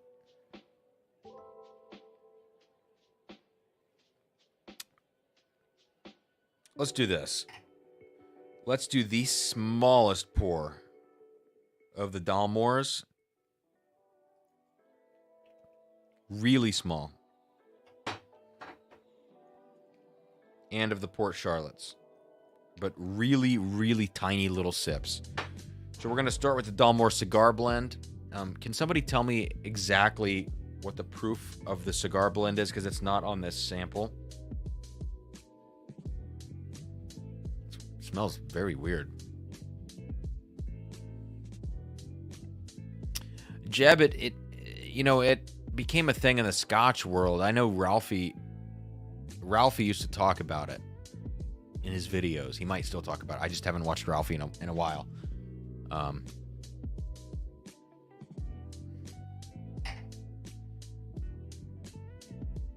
right. So what is the proof on the Dalmore cigar? So we're gonna go cigar for 44%. Okay. I don't know if anybody else's Dalmore cigar blend smells like this. Mine has like a little bit of a sweaty, musty thing going on the nose. I've had this sample for quite a while, but I don't think this would have anything to do with the sample bottle. You know what it smells like? It smells very much like some sort of aged cheese. And I'm not talking about like, when I say Frey Ranch rye, from Nevada has like a cheesy note. That's kind of in the background. This like legitimately smells like cheese. It smells like toe funk. Like you're smelling someone's feet or something. I don't know.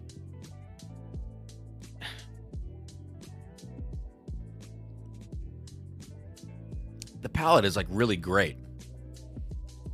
A lot of wine cask influence on the cigar blend or cigar malt, whatever they want to call it.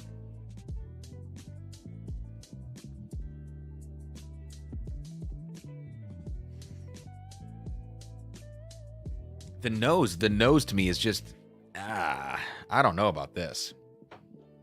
But the palate,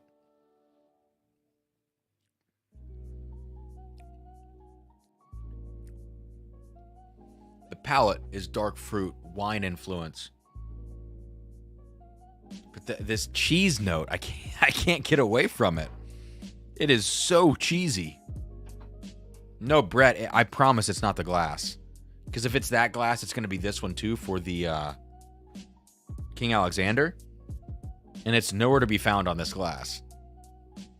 King Alexander, 40%. I know this is a low proof, a low proof Scotch, which is disappointing. King Alexander on the nose. I'm telling you, the cigar malt has this like, it smells like a sweaty gym sock kind of. There's other stuff there too, but that's just weird.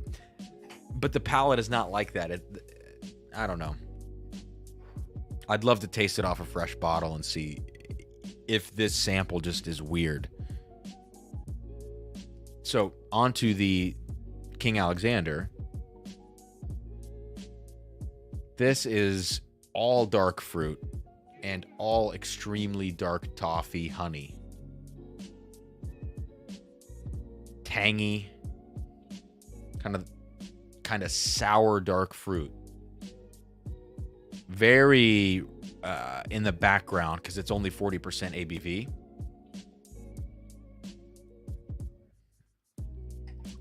Palate, big raisin note in the palate. A little dry dark fruit. That's very nice. Very nice, but at 40%, I can't get behind the King Alexander at the price point. You know, it's probably between $275 and like $350, I would say.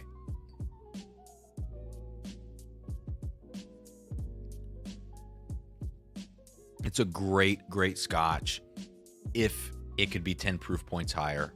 10 to 20 proof points higher, so 5 to 10% ABV.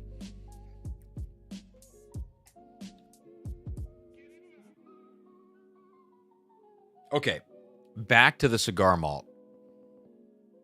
What I was calling like this old cheese thing and sweaty sock and toe fungus, whatever I was saying.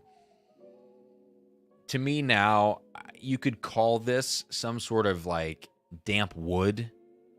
Like if you left wood outside and it rained and you smelled the wood afterwards, or, you know, a possible little bit of tobacco peat kind of thing.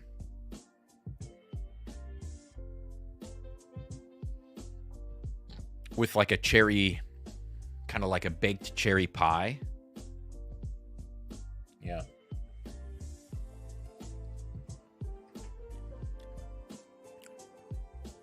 Again, palate better than the nose. But both of these have their issues. Like the King Alexander just needs to be higher proof. The cigar malt nose to palate to me doesn't quite match up. I like the palate better. Wow, Andrew, you paid $70 for a pour of the King Alexander. I don't blame you because I'm curious. I was curious for a long time on this. I just don't. Dalmore is just a luxury brand at this point, and it's not worth the money. Now Jason is saying that it's got to be my sample of the cigar blend or cigar malt. It could be. It is a weird nose. It's a nose that is so peculiar that I feel like, you know, I'm totally open to the possibility that if that if I tasted this off a bottle, it could be totally different. Wise guy Stu is give. I promise, no foot fetish here, dude. I promise you that. Ask Sarah. I promise. So I don't know what toe fungus tastes like. I'm just imagining.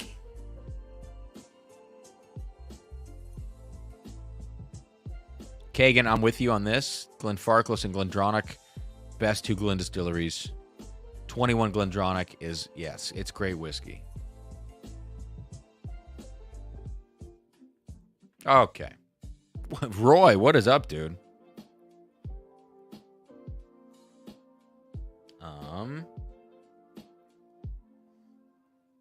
Oh yeah, that's what is that? That is Little Book Chapter 5.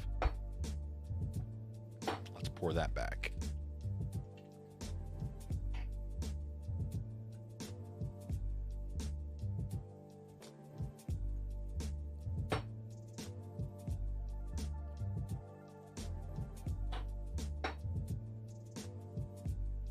Joe, I just saw that you're out of here, man. If you're still here, thank you so much for all of these samples, for making tonight's live stream happen. This was amazing, dude. And the Michter's was just lights out whiskey. Seriously.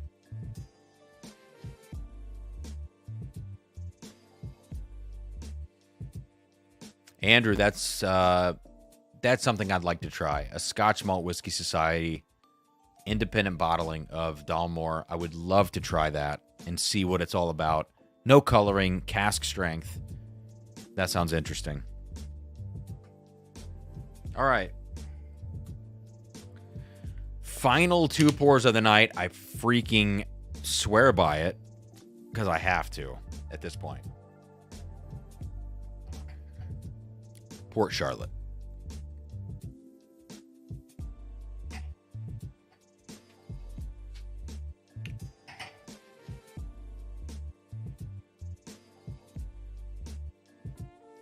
Again, the smallest little tastes of these things.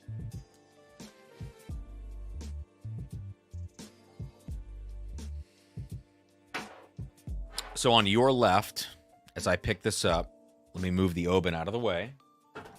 On your left of these two glasses, this is just the regular Port Charlotte 10-year, heavily peated,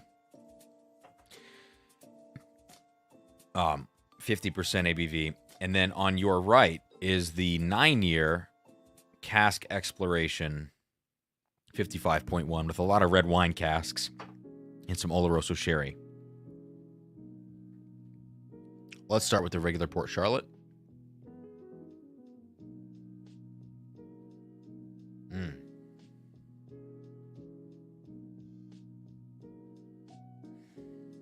I like the way that smells.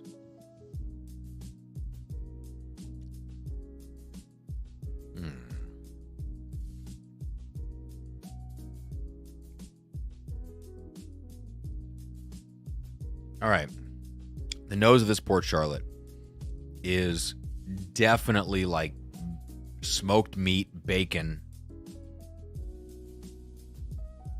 drizzle, like some sort of, you know, sometimes you guys get bacon that's like, got like brown sugar, or sorry, ham, bacon, whatever. Let's say ham with like a brown sugar on the outside of the ham. This is kind of like a little brighter than that brown sugar. Like, is there something brighter? Like, it's just some sort of sugary smoked meat. Sugary smoked ham or sugary smoked bacon. I don't know.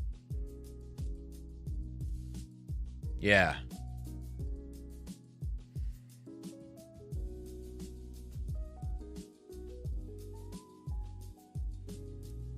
Tinge of gasoline on the, this is the Port Charlotte 10, the regular old Port Charlotte. A little bit of this honey thing. It's simplistic but very good on what it delivers. So then over to the last one, the last pour. Port Charlotte cask exploration. Let me Remind you, it is aged in a combination of ex-bourbon, Syrah, and Vin Doux.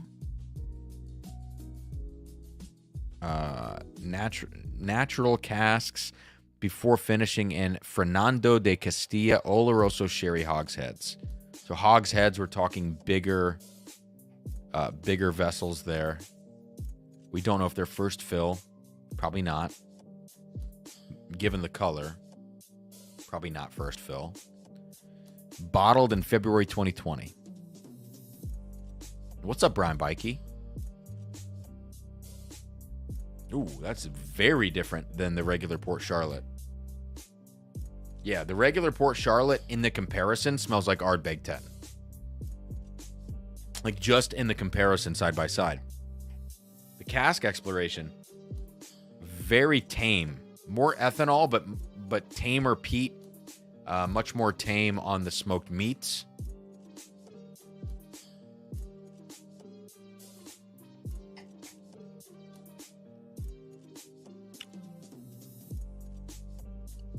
Yeah. The Cask Exploration Series. The additional wine cask finishes mask the profile of the Port Charlotte, like the distillery profile of that heavy peat, the heavy smoked meat note. It masks it, but not for any benefit. There's no benefit from like extra red fruit or something from those wine casks. It's just muted. It's like you mute the profile of the whiskey. You add red fruit influence, but you tame it all down, and then you just increase the ethanol. So that's not actually a good thing. We get diversity in flavor, but we don't have it integrated in a meaningful way where the whiskey comes alive because of the influence of the finishing or secondary casks. Those casks are just battling everything going on with the whiskey.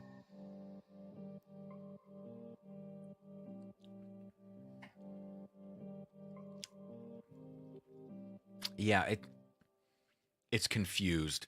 Like we have confused Port Charlotte, whereas just the regular Port Charlotte, it's so to the point, but that's what it needs to be. And if you do finish this in a cask, we don't need to do Syrah, Vin Doux, Oloroso. Like, we don't need to do 3 different wine casks. I don't think that needs to happen. I think that's the problem, is there's too much going on. The cask exploration smells older. It's definitely oakier. Yeah. If I knew the Port Charlotte was 10 when I smelled it blind, and I smelled the one next to it, I would say that's probably 13, 14 years old. But it's actually 1 year younger. Yeah. I'll take the regular Port Charlotte, I think. Zach Jones, still can't believe Cam took that L. I'm okay with the L because it was Fireball. Roy, I have not had any of the 4-gate Andalusia Key batches. I can't speak to it. Andrew, the OL, this Port Charlotte OLC is it's interesting, but it's not worth picking up, I don't think. So I have to say thank you to Daniel Patterson, for sending this sample. It's something to study from, and I also think, this one, there's so little in the glass. I'm going to try to be as careful as I can. Like 1 drop of water would be great.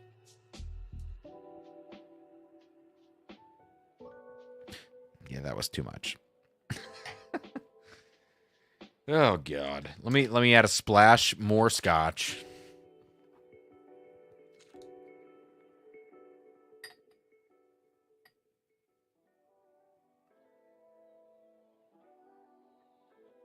Okay. Let's see what we get.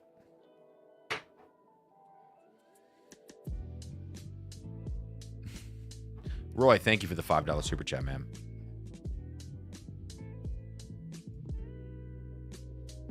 Okay. So throwing some water into that cask exploration Port Charlotte.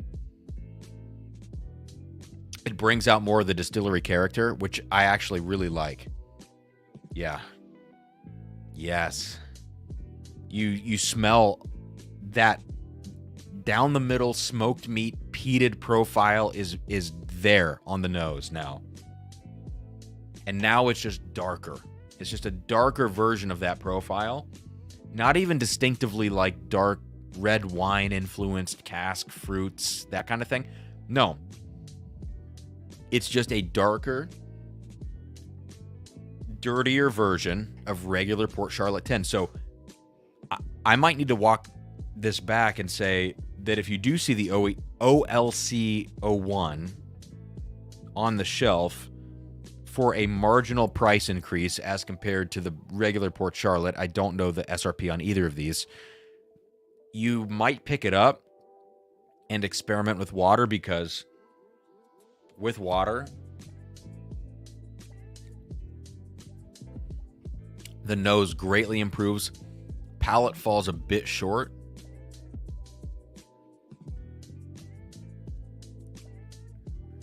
But the nose improves so much that depending on the price increase, if it's $20 to $30, I might pick this up still.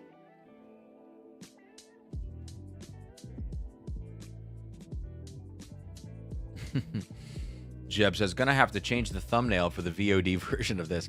Scotch bottles all around. Yeah.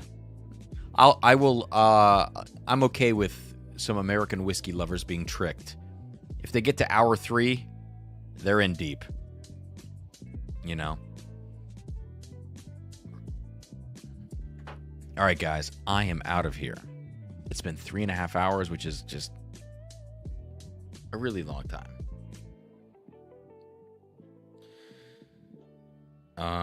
So thank you all for the super chats tonight. Thank you for hanging out. You know, obviously all the video likes and everything like that. As you head out this evening, if you want to throw a like on the video, if you haven't already, that would be very helpful.